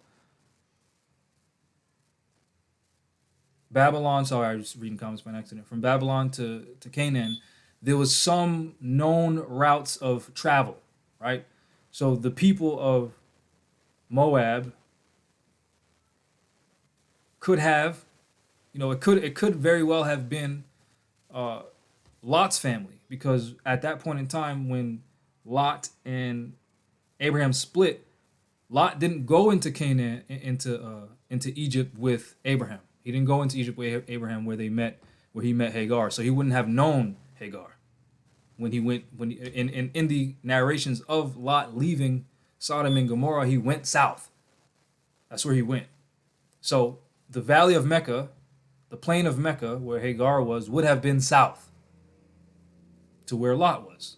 So there's a story that these individuals were migrating, and they were merchants. And obviously, if these people are fleeing a city, they have all their luggage on their camels, and it probably looks like that they're merchants. And they seen these birds in the sky. Say, wait a minute, this is the desert. Birds only exist where there's water. So they found these birds hovering over Zamzam. They seen Hagar, and they've seen baby Ishmael, and they said, "Can we have some of this water?" And she said, "Yeah, you can have some, so long as you acknowledge that this belongs to us." And then they helped build and inhabit the valley of Mecca. And they loved Ishmael so much that he married from amongst this tribe. And he married two women. One of the sources say that she was a Moabite woman named Aisha. And when Prophet Abraham went to visit, he didn't like how she was speaking about Ishmael in his absence. So Abraham gave his son a coded message. Something along the lines of, you need to change the threshold of your door. When Ishmael came back home, he had this sense that someone was there. So he spoke to his wife, "Was someone here?" And she said, "Yeah, an old man from the land of Canaan came to visit. He gave you his salams, and he's told you to change the threshold of your door." And he said, "Oh, that was my father. He's telling me to divorce you."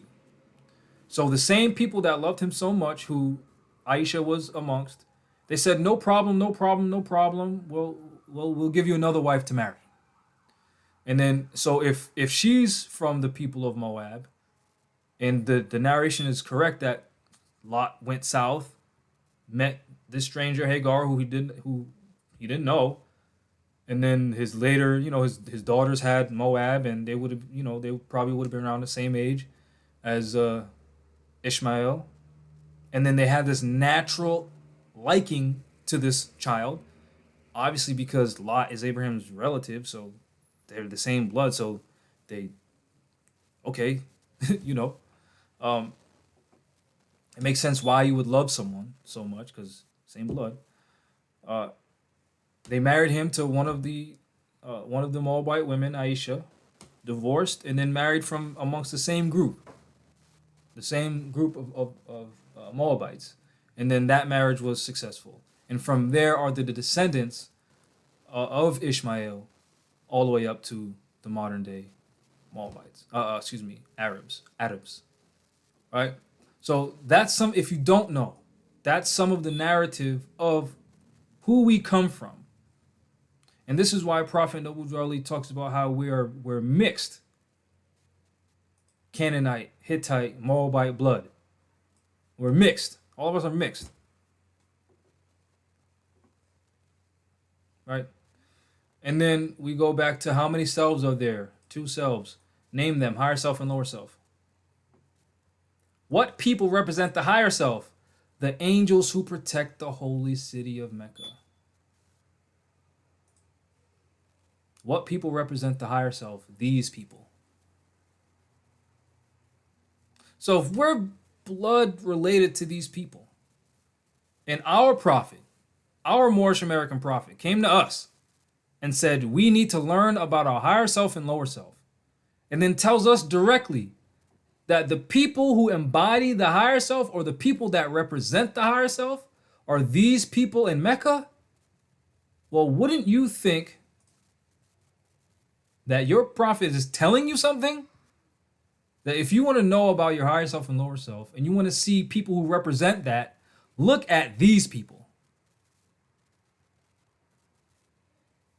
What do they do? What laws do they live by? What are some of their customs? What is their religion? What do they do? What do these people do? How is it that they embody the higher self?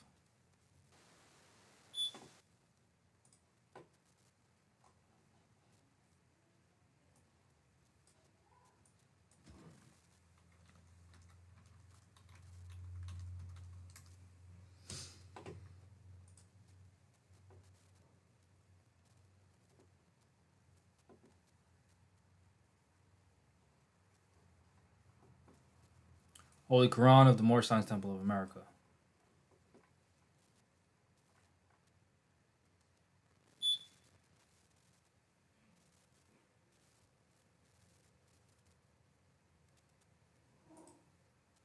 Holy instructions from the Prophet, religion.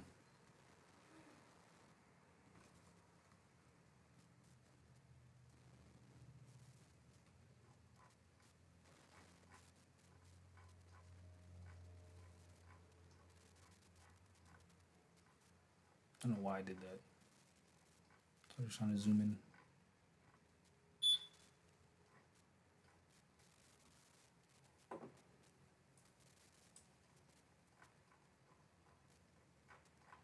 Why does it go so far? It's ridiculous.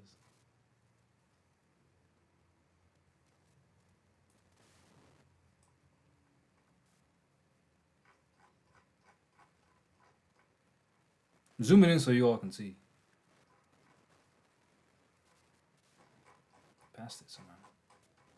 Did I pass it? Oh yeah, I passed it.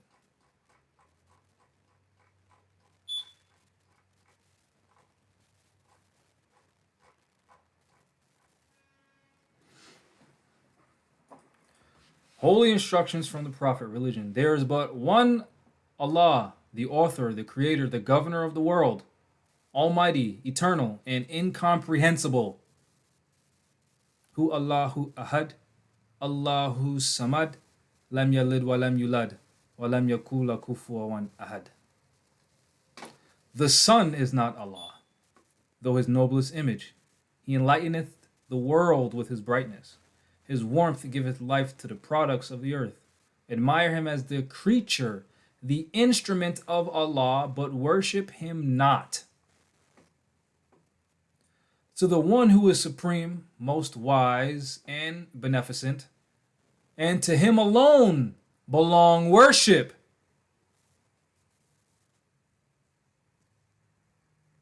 Adoration, thanks, and praise. Alhamdulillah.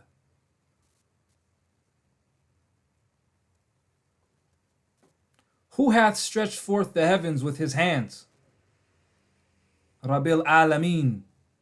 Who hath described with his finger the courses of stars? Who setteth bounds to the ocean, that it cannot pass, and saith unto the stormy winds, Be still? Who shaketh the earth, and the nations tremble?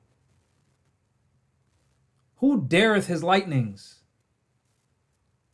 and the wicked are dismayed? Who calleth forth worlds by the words of his mouth, kun fayakun? Who smiteth with his arm, and they sink into nothing?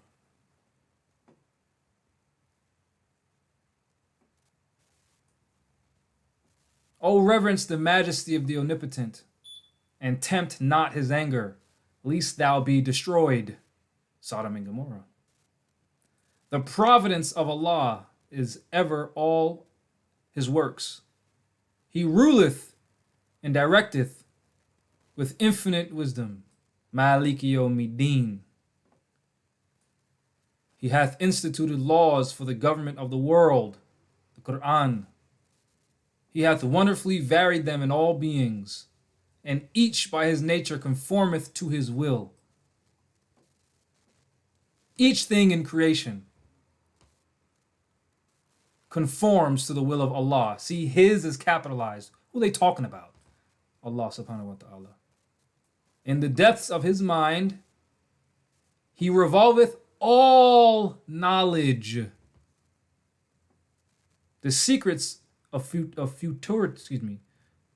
futurity lie open before him.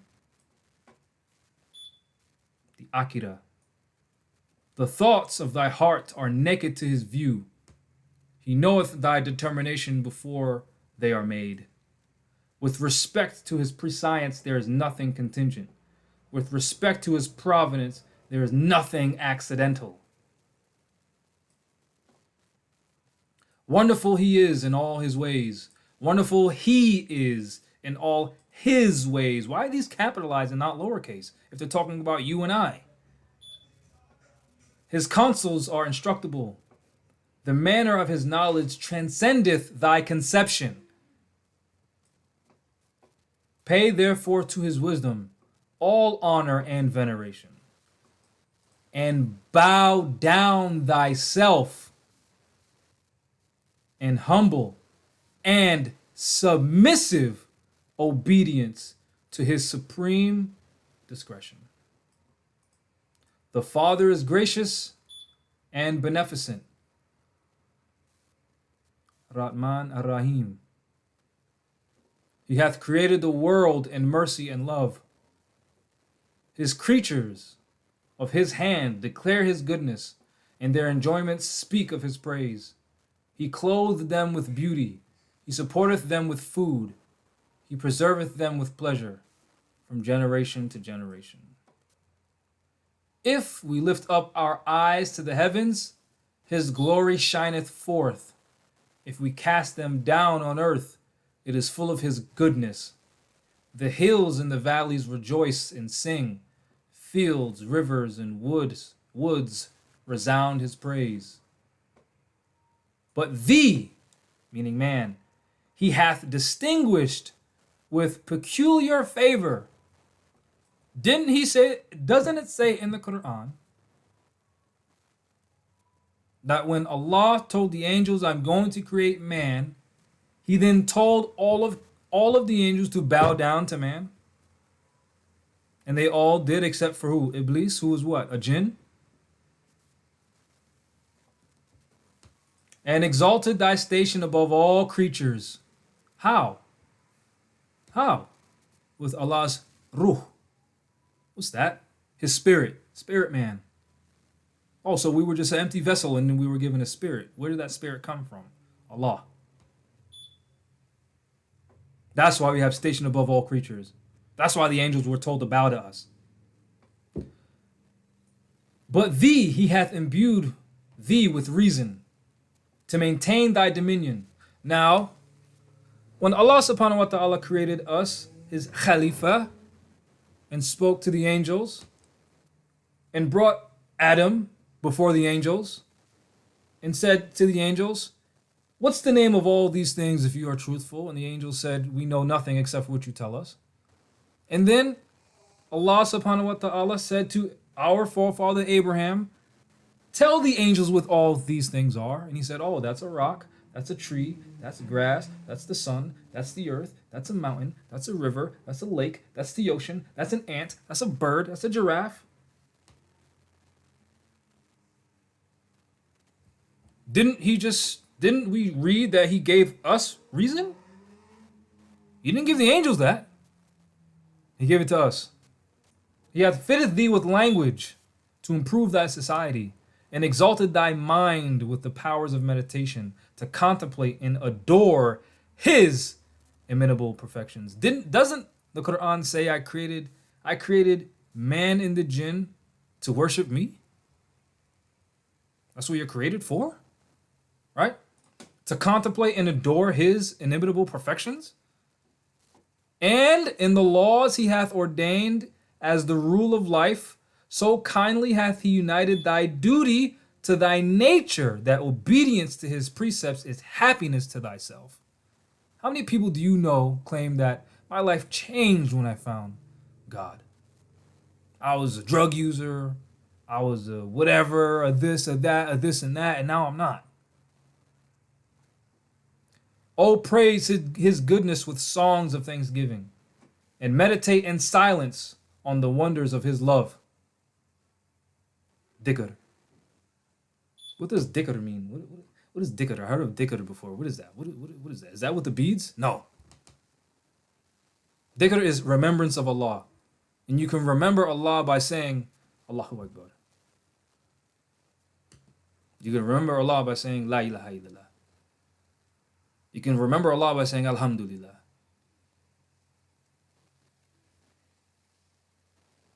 You can remember Allah by saying multiple things, by reciting something He told you through His prophets and messengers. Oh, what am I doing this for? To remind myself, to help build my character, to strengthen myself through adversity. Oh, if I remember through my hardship, I remember Allah tells me His most favored people, the prophets and messengers, also had hardship. Okay, if they made it through, I can make it through. That's great. Oh, what do I do with all this extra money I have? Charity. Oh, how am I supposed to treat my wife? The Quran tells you. What rights does my wife have? The Quran tells you. How do I give inheritance to my children? The Quran tells you. How do I enter into contracts with my brother and sister if I want to do contracts with them, if I want to build them a house or enter into some other negotiation? The Quran tells you. What do I do if I'm oppressed? The Quran tells you. What do I do if there's other people of different religious backgrounds living in my society? How do I treat them? The Quran tells you with respect. How do I bury? What are the burial rights of the deceased? What are they? When we read that Jesus went to the silent mystery schools of the Brotherhood of the East or whatever it is, and He learned the burial rights, what are those rights?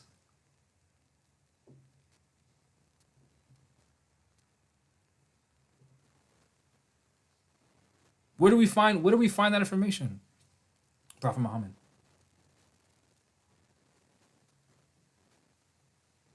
Don't we honor all true and divine prophets? If we honor all true and divine prophets, wouldn't we do what they did? Wouldn't we try to emulate what they do, what they've done? How else do we honor them? How do we honor them? More say, oh yeah, we honor all true and divine prophets. How do you honor them then? What do you do to honor them? What do you do to honor them? But then when you say, oh, honor your ancestors, you do what they did. Okay, so if you honor the prophets, then you do what they did. Anyway, let thy heart overflow with gratitude and acknowledgement. Let the language of thy lips speak praise and adoration. Let the actions of thy life show thy love to His law. What does that mean? What are His laws? Where do you find His laws? Where do you find them? Where do you find the laws of Allah? Where do you find them? Thank you, I appreciate that. Where do you find the laws of Allah? Where do you go? Allah is just and righteous and will judge the earth with equity and truth.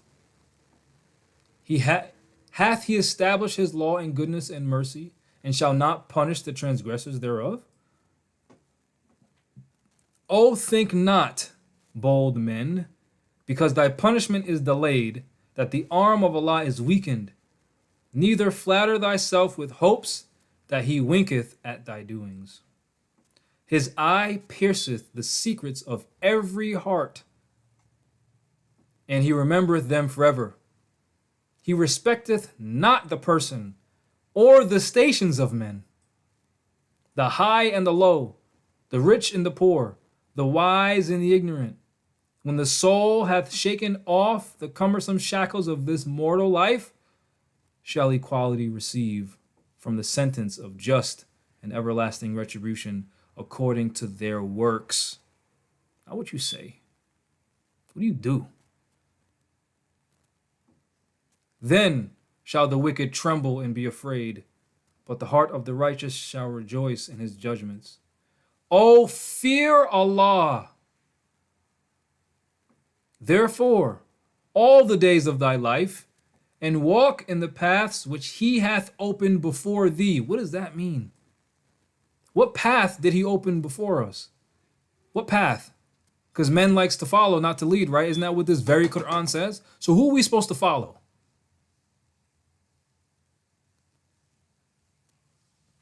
Oh yeah, this person got to go.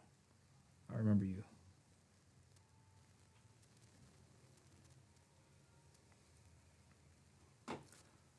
Let prudence admonish thee. What is prudence? Science. Let temperance restrain. Let justice guide thy hand. Benevolence warm thy heart. And gratitude to heaven inspire thee with devotion. These shall give thee happiness in thy present state, and bring thee to the mansions of eternal felicity in the paradise of Allah. This is the true economy of human life. And then the Quran so eloquently put it, where he specifies, I didn't create man and jinn except to worship me. That is all we're supposed to do. What is worshiping Allah? What is it? It includes giving charity. That's why you see Rise of the Moors do what? What do you see Rise of the Moors do?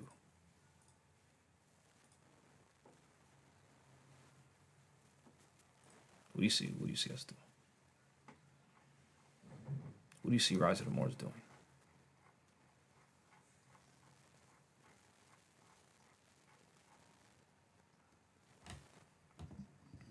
What do you see Rise of the Moors?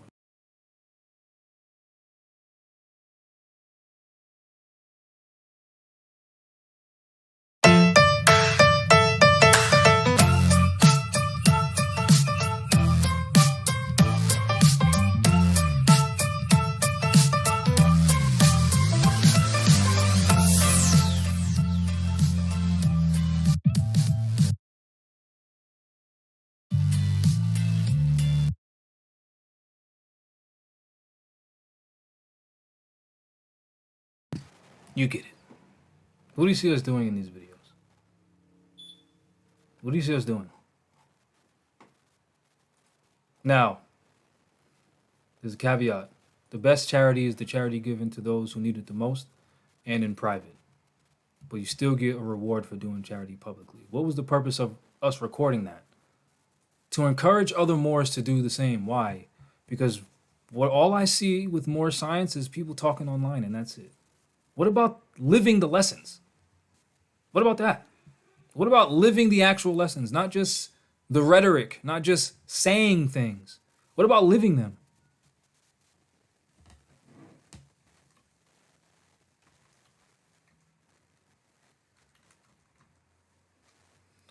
The man who stands upon the corners of the paths and points the way, but does not go, is just a pointer, and a block of wood can do the same.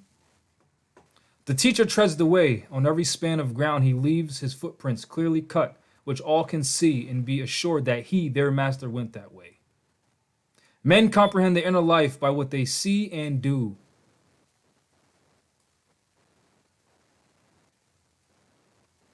Men need a pattern for their lives.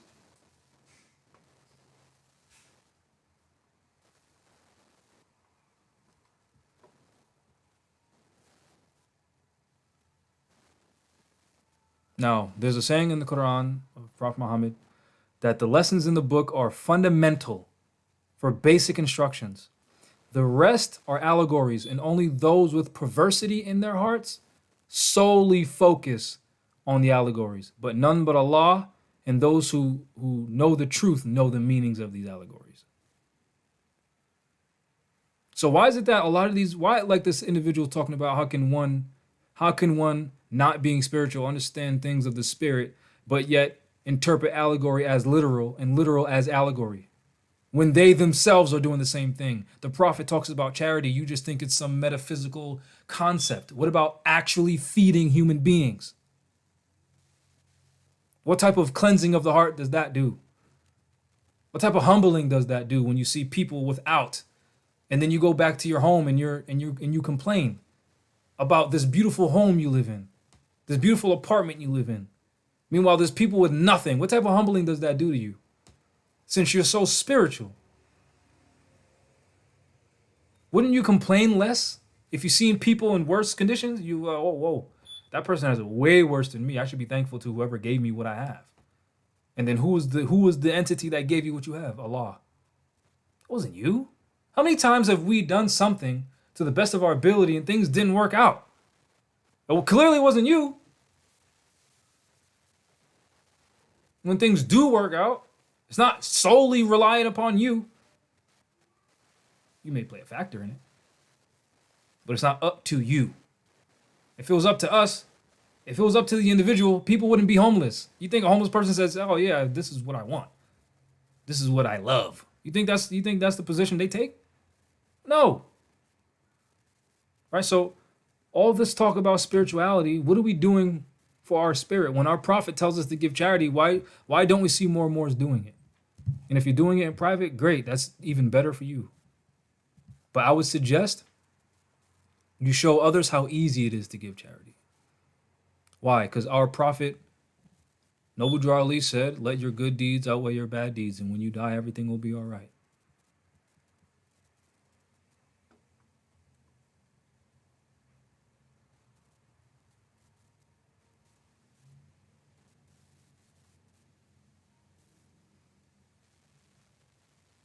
How do you teach men to be pure in heart?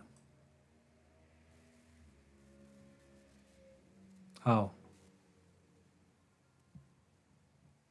You have to show the way. What's the way? What is the way?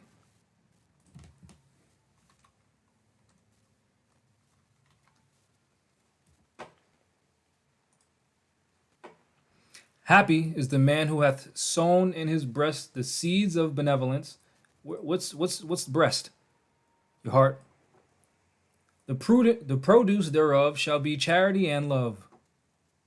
From the fountain of his heart shall rise rivers of goodness, and the streams shall overflow for the benefit of mankind. He assists the poor in their trouble. He rejoiced in furthering the prosperity of all men. He censureth not his neighbor. He believeth not the tales of envy and malevolence,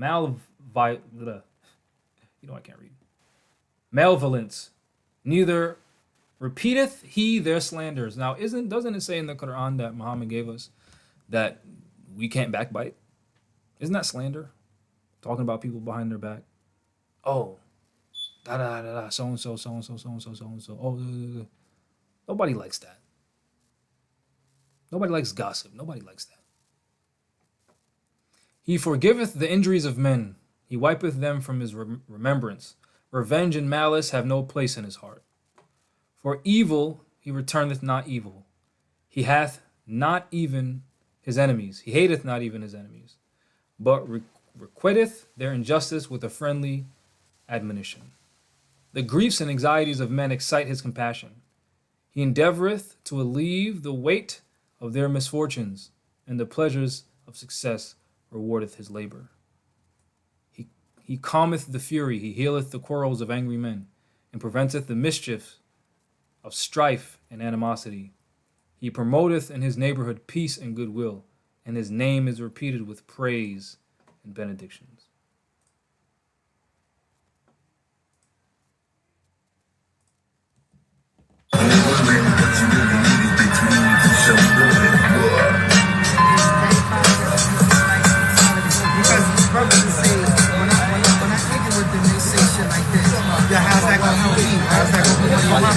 I said, listen, this is not an individual thing. Yeah. All right. I was like that at times.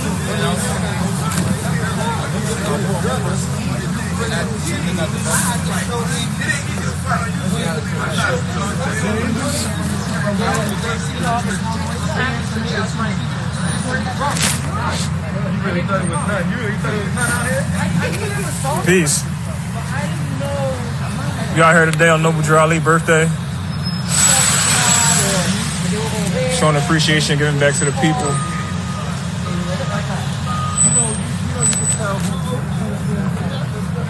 Today we gave out free clothes. We had jackets out here, gloves, pants, boots, shoes, pillows, blankets. Also, we have food too as well for the people. We're in the Bronx right now.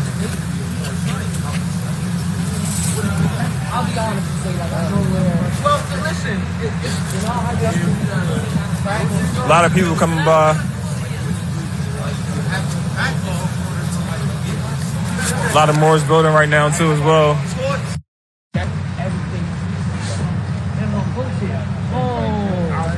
Give me this, you give me that. care if I've been doing this longer than you. If you tell me to read something or you recommend me reading something, I'm gonna read that.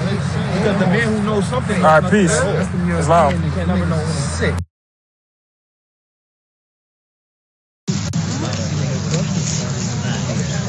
I know. As you can see, we were there until the sun went down. Actually, this is a different giveaway from a different time. We can move this over here. That way more people, you know, because everybody's clumped up here, and more people have the chance to, yeah, more people can have the chance to get stuff, you know?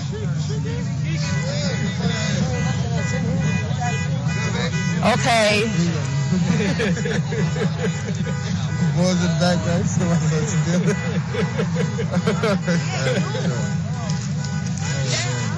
We're giving back.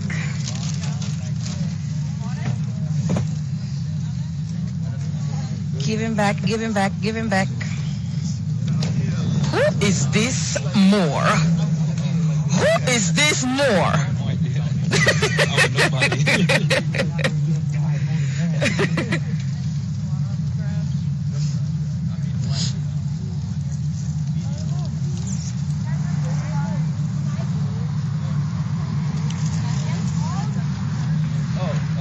Gracie.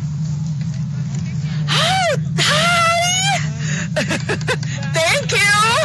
Thank you, thank you, thank you! She came stealthy. Oh, yeah, that's one of my followers. Aw. That was sweet. I know. Oh my God, that's nice.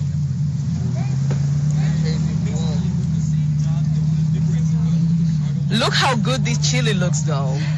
Excuse me. Vegan chili and nobody knows. Hello. Made by yours truly, Juju. She is round, baby. She is fluffy and round. Large and in charge. We love it.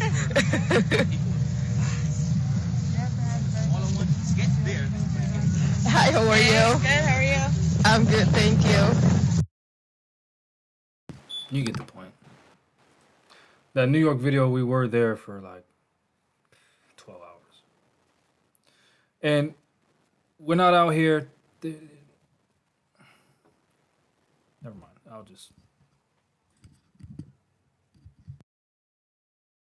To the clothes, the hats, socks, and stuff like that that we're giving away to the needy. We're also going to be giving food.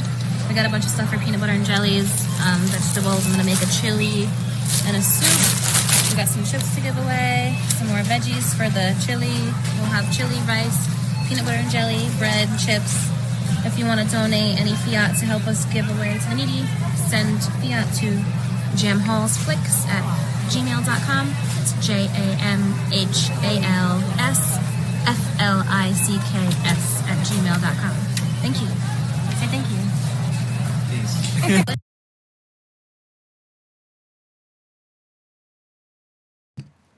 Yeah, we pay for the food ourselves and give it away. We don't have like these tax write-off that these people have where they only donate to charity for tax write-offs.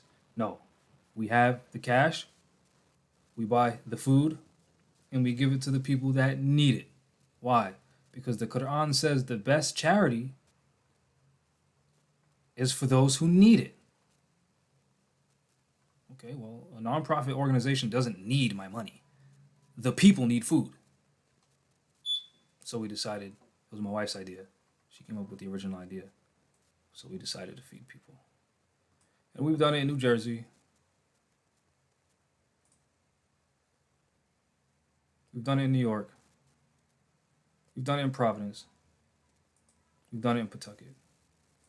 And it does not take much. If you have $100 to go to the club every Friday, if you have $100 to buy your weed, if you have $100 to buy your alcohol that your prophet told you not to drink or smoke, if you have $100 to go to the club, if you have $100 for what other drug of choice you do, then you have $100 to buy some canned food and give it away. And not everyone there was homeless. Some people were just single mothers. Some people came with their children in need of backpacks and coats and strollers. And they took what they needed and left. That's charity. 99%, besides some of the socks and gloves that we had to buy because it was cold, 99% of the clothes, including the strollers you've seen, including the some of the big toys you've seen, including some of the food you've seen, was all food, clothes, toys, backpack strollers, car seats that people didn't need anymore. Well, guess what? There's someone that needs it. So if you have clothes in your closet from 1997 that you don't wear anymore, you don't fit, chances are you know 2 or 3 other people with clothes in their closet from 1997 that they don't wear and they can't fit. So if you're a Moorish American and you're wondering how to give back to people, how to live by the obligations and the laws as set forth to you by your prophet, you can ask your friends, loved ones, and relatives, do you have clothes, blankets, socks, shoes that you don't wear anymore, that you don't use anymore? And they'll say, yeah. Then you can say, do you mind dropping them off at my house? And they'll say, all right, I've been wanting to get rid of this stuff anyway. And then you take it. And then guess what you do with that? You go anywhere, any place you see homeless people or people in need, and you say, hey, spread the word. I will be here next Saturday, next Friday, next Sunday, whenever the day you're going to be there. I'll be giving out clothes. Tell people who need it. They'll say, okay. Sorry, I just felt that for a moment. I felt the need of the people, and it hurt a little bit because I've seen it. I've seen it with my own eyes. I've been there. My wife and I have been downtown and told the people, we're going to be feeding you in a few days. And they say, oh yeah, we're on it. We're going to spread the word. Why? Because they're in the condition. They know. They see. You don't see. You don't know. Some of you may. I haven't been places that these people have been. I haven't been homeless. I haven't. I don't know what it's like. I don't want to know what it's like. These people know very well what it's like.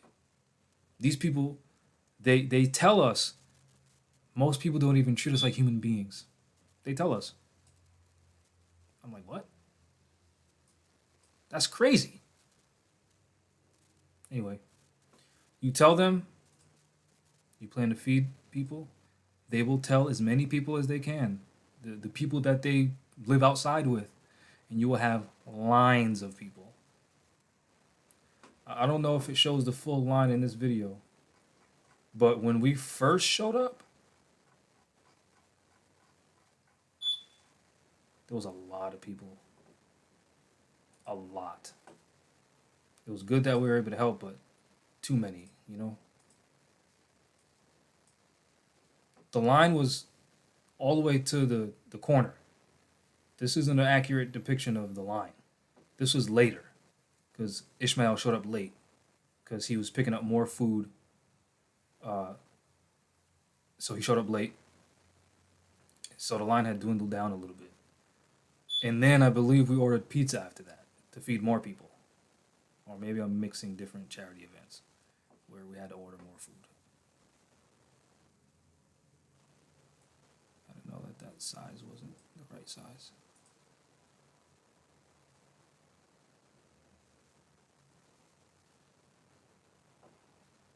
This is just me talking to somebody about helping people.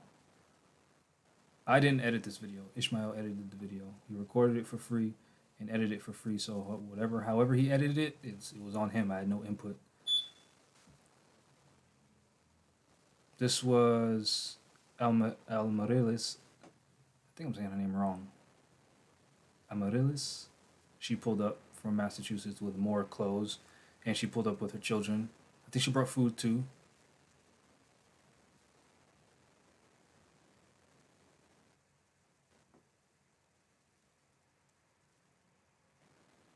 Oh yeah, Brother Ishmael is not a native English speaker, so some things are spelt wrong, but that doesn't matter. What matters is the fact that he gave charity.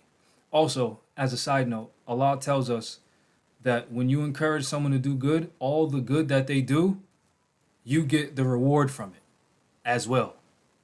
Likewise, if you donate clothes, if you're the person giving the clothes to someone else for them to donate, you also get the reward because you're participating in the charity.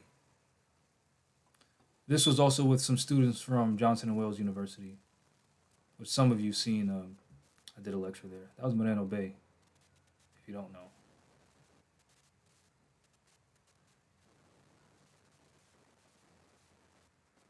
People came and got what they needed. And it was cold. But guess what? We don't live outside. Just like when we was in New York. We was outside giving charity from probably like 12 hours. Freezing.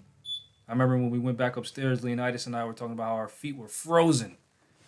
And then we both said, well, we only had to deal with this for a few hours. These people live out here.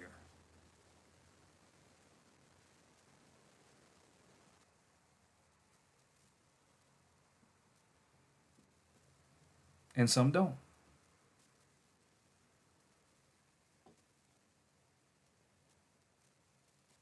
That's Ishmael right there. That's the dude that did the video, Ishmael.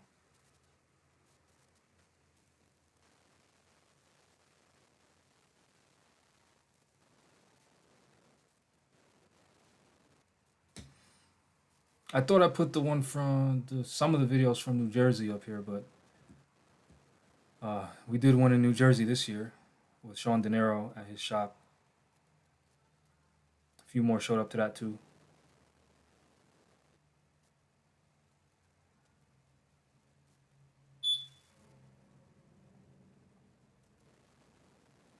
This is an obligation on Moors, charity. There's a whole chapter of it in the Quran. I just read some of it. It's an obligation within Islam. An obligation, meaning it's part of Allah's laws. It's part of your religion to give charity. Why do we not see more Moors doing this? We're told in the Quran that all men are equal. The only thing that distinguishes us is degrees of piety, degrees of adherence to Allah's law. So Allah will bestow more favor on those who give charity than those who don't give charity, as an example. There's other criteria too, not just charity. And Allah asks that you do what you can. Again, I didn't make this video. He edited the whole video. Allah asks that you do what you can. Why? Because Allah knows we're not all rich. Allah knows that. How does Allah know? Because He's the one that provides us with everything. He knows we're not all rich. Allah talks about this through Prophet Muhammad a lot. He talks about how those who are martyrs will enter the gates of paradise through the gate of the martyrs. Those who give the most charity will enter the gate of paradise through the gate of charity. Those who prayer is easy for them, you wake up for the Fajr every day. You stay awake for the Isha every day. You do the Qiyam every day.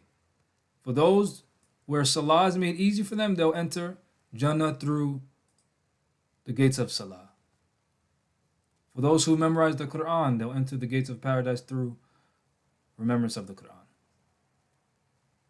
For those who do good deeds, they'll enter the gates of Jannah through the gate of good deeds. For those who've taken care of orphans, they'll enter the gate of paradise through, or they enter through paradise through the gate of those who took care of orphans.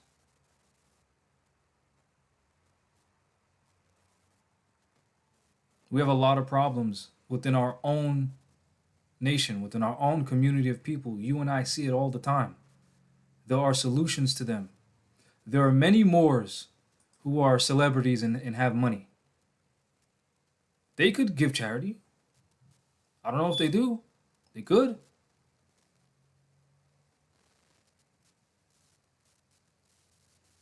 That could help alleviate some of the problems that we have. They could help invest in anything Moorish. They could help uh, pay some of the campaign fees of a Moor running for office to ensure that we have Moors in office. This is why Islam is so important, because the responsibility of the community falls on everyone. Inequity, meaning proportional to who the individuals are. And an example of that is given in the narratives of the companions of Prophet Muhammad.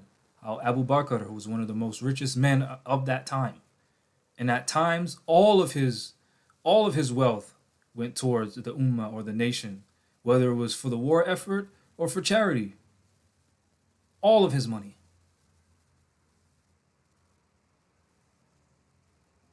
Now that's all of his money after obligations, so after debts were paid.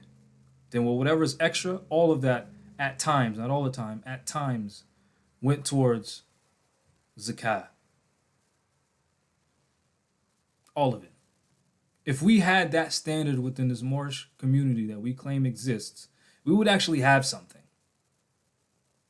As opposed to Moors telling me, oh, don't speak to these Moors who claim to be Temple Number 1, they're dirty. And then a few years later, they're talking about, oh, if it wasn't for these Moors, these same Moors that you just told me were dirty, then we wouldn't even have a charter. And then they put me in the group text accidentally talking about some of these temples been late on paying their taxes to the temple, their dues to the temple, which is tax. No wonder why they're not doing anything. Like Prophet Noble Drew Ali said, they want his seat because his seat is where the money is. What are they doing? How come I don't see these Moor Science of America, Temple Number 1? I don't see them doing charity. Where's it at? Not to just say, hey, look, we're doing charity, to encourage other Moors to do the same. Where's it at?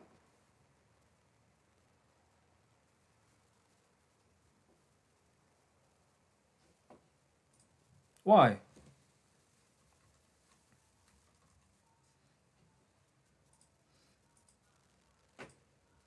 Because the teacher treads the way. The teacher shows us the way. Show us.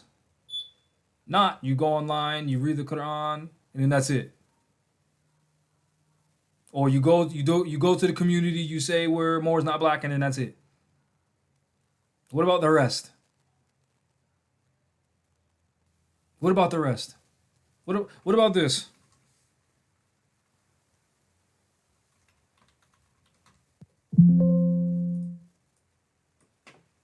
What about marital relations? What are you telling us about marital relations? Oh, you can't see it. I forgot I took it off the screen. What about instructions for man and wife? Where are the Moors that are examples of that? Showing us how to be men in relationships, how to be women in relationships, how to be a husband, how to be a spouse, how to be a wife. Where are the examples of that?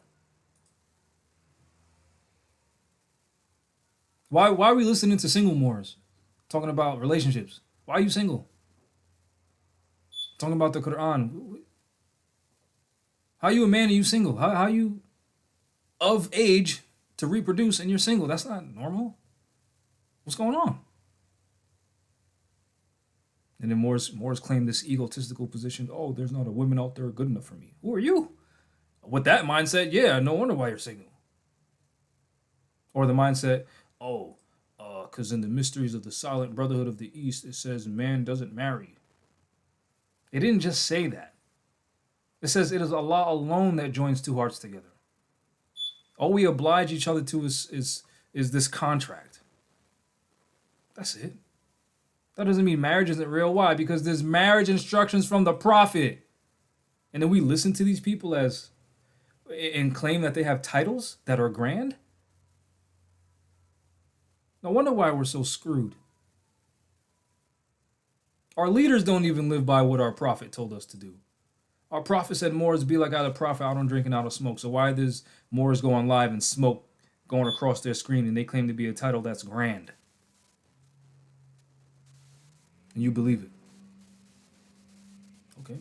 What else will you believe then? What about purity of heart means you inhale carbon dioxide, which is detrimental, which is poisonous to your heart.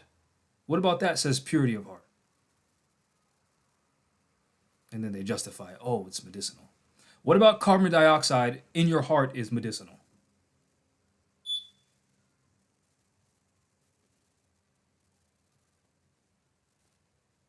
And then they challenge you on understanding the inner meanings and spiritual meanings of life. It is Allah alone that has knowledge of the unseen. Who are you? You didn't create the earth. You didn't create nothing. In fact, if you claim that you created a child, no, you didn't. It was a predestined law by Allah that when these zygotes meet, or when these genomes meet, when these two things meet, a human being is created.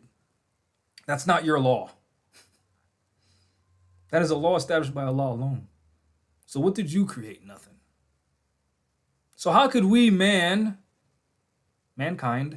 human beings, who are subject to subjectivity, the ones who determine what's right and wrong, we're not the determiners of right and wrong. Allah subhanahu wa ta'ala, the creator of all things, who is completely objective, is the one that determines what is right and wrong. And since we have the intellect to comprehend that, to know that human beings are subjective, while I do X, Y, and Z because I like it, is subjective. Since we understand that, we know that mankind alone cannot be the guide.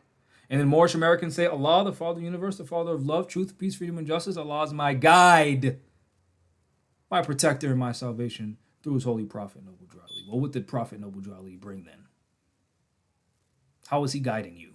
What did he point you to? He said, this is the uniting of the Holy Quran of Mecca. That's what he pointed you to. How is the book guiding you? What does the book tell you to do? And then you see Moors do exactly the opposite. Moors will go online and say, Happy Holy Day, smoking and drinking, doing exactly what the Prophet told you not to do. What's so holy about the day then? What's holy about the day if you do nothing holy on that day? What's holy about the day if you drink and smoke on that day? What's holy about the day if you gossip about your brother on that day? What's holy about the day if you engage in any type of behavior that Allah said do not do? What's holy about the day then?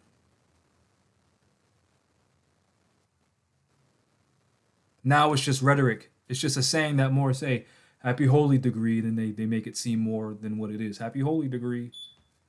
Happy Holy Day. And then what do you do on that? What are you doing on that day that makes it holy? What are you doing? What did Allah tell you to do on that day?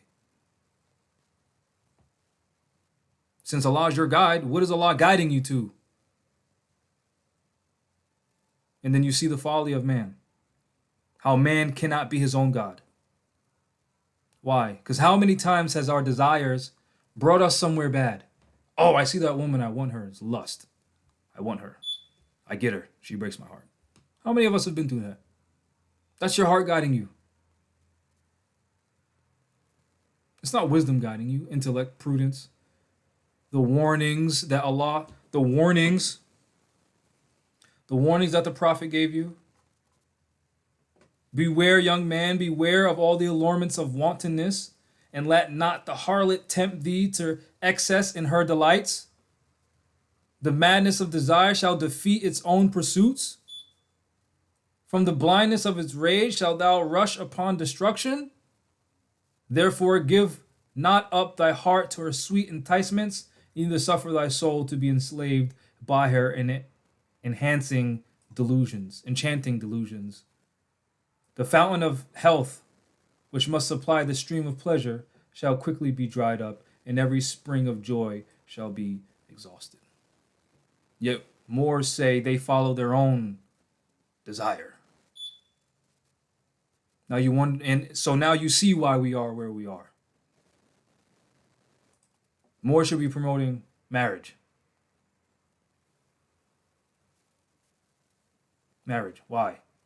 Because both men and women have needs of an adult nature that needs to be tended to. If not, something's wrong. Why? It is in our nature. Allah doesn't ask us to change our nature. Allah asks us to control it. He gave it to us. He gave us this foe to fight. So he says, fight it. He doesn't say succumb to it. He says, fight it. How do you fight it? How do you fight this desire? You don't. You control it. I'll do this activity with my spouse. What is the purpose of that? To avoid, prevent, curtail single parent households. That's what it's for. That's the inner, deeper spiritual meaning behind marriage. To rear strong children. Why? Because the statistics show the awful situation of single mother households. Whose fault is it? Both people. Not just the father, not just the mother, both people. Why? Because both of you made that choice. Both of you should be adult enough to understand, okay, let's fix this for the children. Why? To build a better society. Both of you are at fault. Now, of course, there are particular instances where the fathers just leave. Terrible. Awful. She never mated with that man.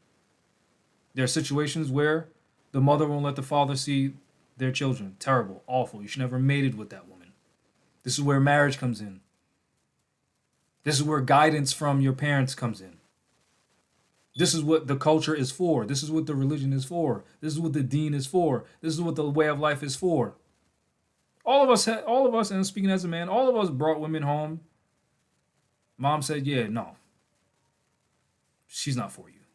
And you don't see it. Nah, Mom, what are you talking about? And then you see it. Oh, that's what she meant. These are solutions to our problems. Real life problems. Not just the rhetoric of we're Moors, not black. Not just the rhetoric of this is our land and they're colonists. Everyday life. This is for everyday life. This is for fundamental character building. This is for building families. Matter of fact, that's how the Quran starts. Family. Dear mothers, teach these lessons to your little ones that they may learn to love instead of hate. Dear fathers, by these lessons you can set your house in order and your children will learn to love instead of hate. That's what these lessons are for.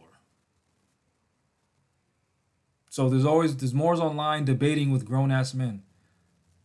Do your children know this? Why are there Moors debating with grown-ass men? Does your mother know she's a Moor? Does your father know he's a Moor? Are you teaching more science to your relatives and loved ones, or are you only going online for the attention of strangers to feel good about your circumstance because you like the attention? You've seen my mother come to class. Matter of fact, I brought my mother to Delaware, the House of Reawakening Minds, and incorporated her into the lesson, had her read something. You've seen my father show up to class. You've seen my sisters show up to class. You've seen cousins show up to class. Not just strangers. What about your loved ones? How dare you claim to love these people and you're not even teaching them the science? Oh, but they won't listen. Are you sure they won't listen, or is it your delivery? Oh, if you claim to be black, you're dumb. What person wants to hear that? What person older than you, one of your elders, your aunts, your uncles, your grandparents, wants to hear you say that when that's all they were taught? So now you want to say, oh yeah, you're dumb if you think that. How are you going to teach them anything? What about love? What happened to love? These are real life problems that more science can solve if we actually lived by the science, as opposed to just gaining this information to feel better in our terrible situation and feel like we're above other people who are worse off in our situation and don't have this knowledge. Because that's what Moors are doing. Disrespecting denationalized Moors. Oh, if you claim to be black, you're dumb. When last week you thought you was black. You wasn't born into this. You wasn't born saying, oh, you know what? Yeah, I'm a Moor. I know all this information. So how dare you claim that these people are dumb? Granted, some of us act dumb. I've acted dumb. I've done dumb things. But if you try to teach me something and the first thing you say is, Jamal, you're dumb, I'm not listening to anything you say. You're already insulting me. Why would I listen to you? We should be correcting each other's behavior.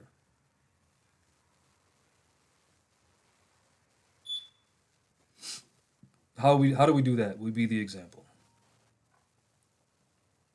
And we can learn from the prophets by hearing about their stories and learning the lessons from their stories. These stories aren't just told to you for you to, okay, it's a lesson. You think your life is hard? Abraham's father tried to murder him. You think your life is hard? Prophet Muhammad's family, his own tribe, waged war with him. You think your life is hard? Moses had to fight one of the biggest empires in the world. You think your life is hard?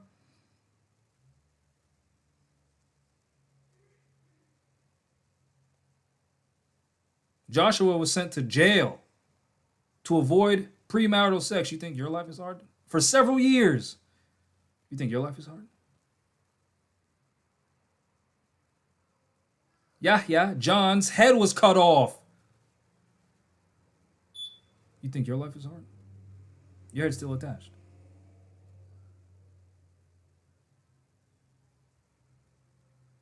Eunice was swallowed by a whale. You think your life is hard?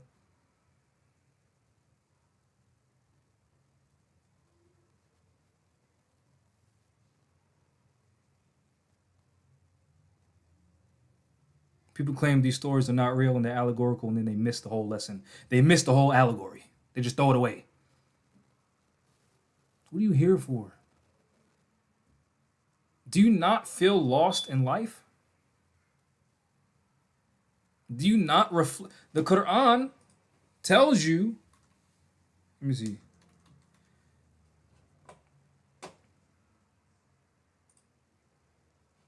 Reflection is the business of man. The sense of his state is his first duty.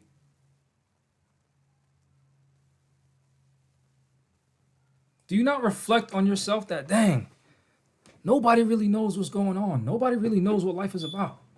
You don't reflect on those things? I reflected on those things when I was young. Nobody knows what's going on. People are just guessing. Don't you want a guide to life? You don't want a guide? You don't feel lost sometimes? You don't feel forsaken sometimes? Everything's just okay for you?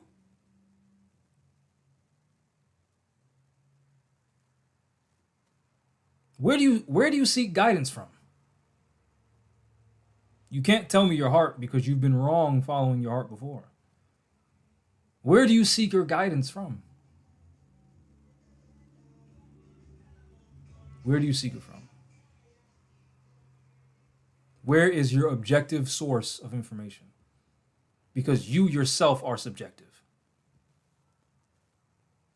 You will put yourself in the subject or make yourself the subject. How do you find objective guidance? Where is it? This is something you need to answer for yourself. This is just what I do. Seek guidance from the prophets. That's what I try to do.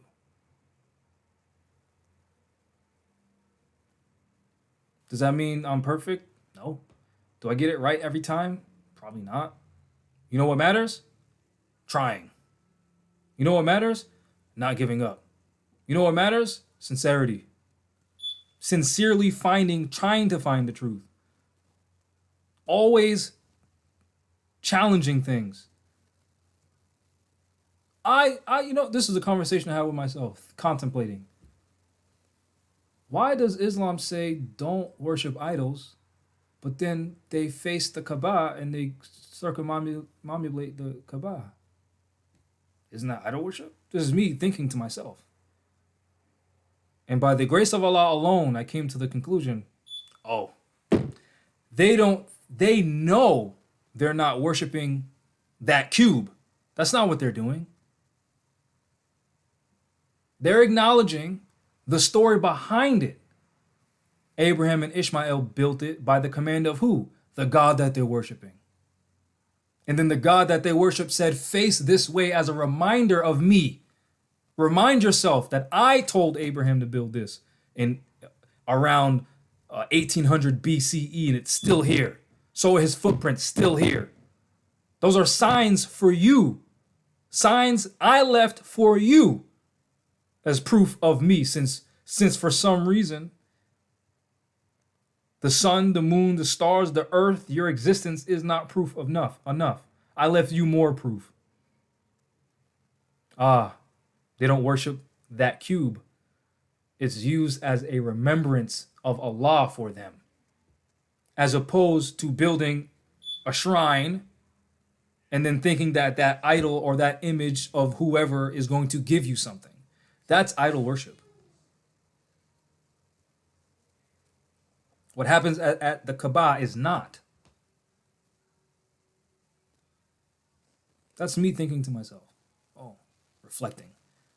I'm not going to just accept this as true just because it says it's true. I'm going to think, why? Because the Quran itself says constantly, this is for those who think. This is for those who reflect. This is for those who have reason. Okay, so you think and you reflect and you use your reason.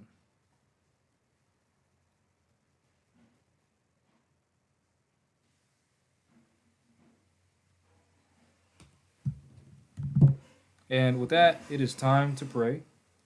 It's Maghrib, which means west, which means the sun is setting. And in the Quran that Prophet Muhammad gave us, there are several points in time when we are supposed to worship Allah. One of which is when the sun begins its decline. I made a post about that on Instagram before, showing where it says in the Quran all the times to pray. And luckily I did that because like 6 months later, Amor said the Quran never tells you to pray 5 times a day, which is absurd. Because it's in the book. You just have to read the book and then you'll see it's spread out throughout the book, the 5 times to pray. But when you don't read the book, you don't find the answers. So, again, go to riseandmoors.org. You can read that 22-page document on on Lot and Moab, and hopefully it will provide you more insight as to who we are, where we come from, and the other prophets in our bloodline. Hopefully that does to you what it has done for me. It has restored my pride in myself. It has restored my confidence in myself, knowing I come from these great people. It has restored my self-esteem, knowing of the intellectual achievements of my people, my ancestors. It gives me hope that we will get out of the situation that we're in because of the promises of Allah, and seeing the stories how Allah's promise is always true. It gives me purpose. It gives me a sense of just drive to know I can help prepare my children for a better life with this knowledge. And that's why I do what I do. Hopefully you can also get that out of this information, because I believe that's what it's about. Go to riseandmoors.org. You can learn for free. And there's also things you can pay for.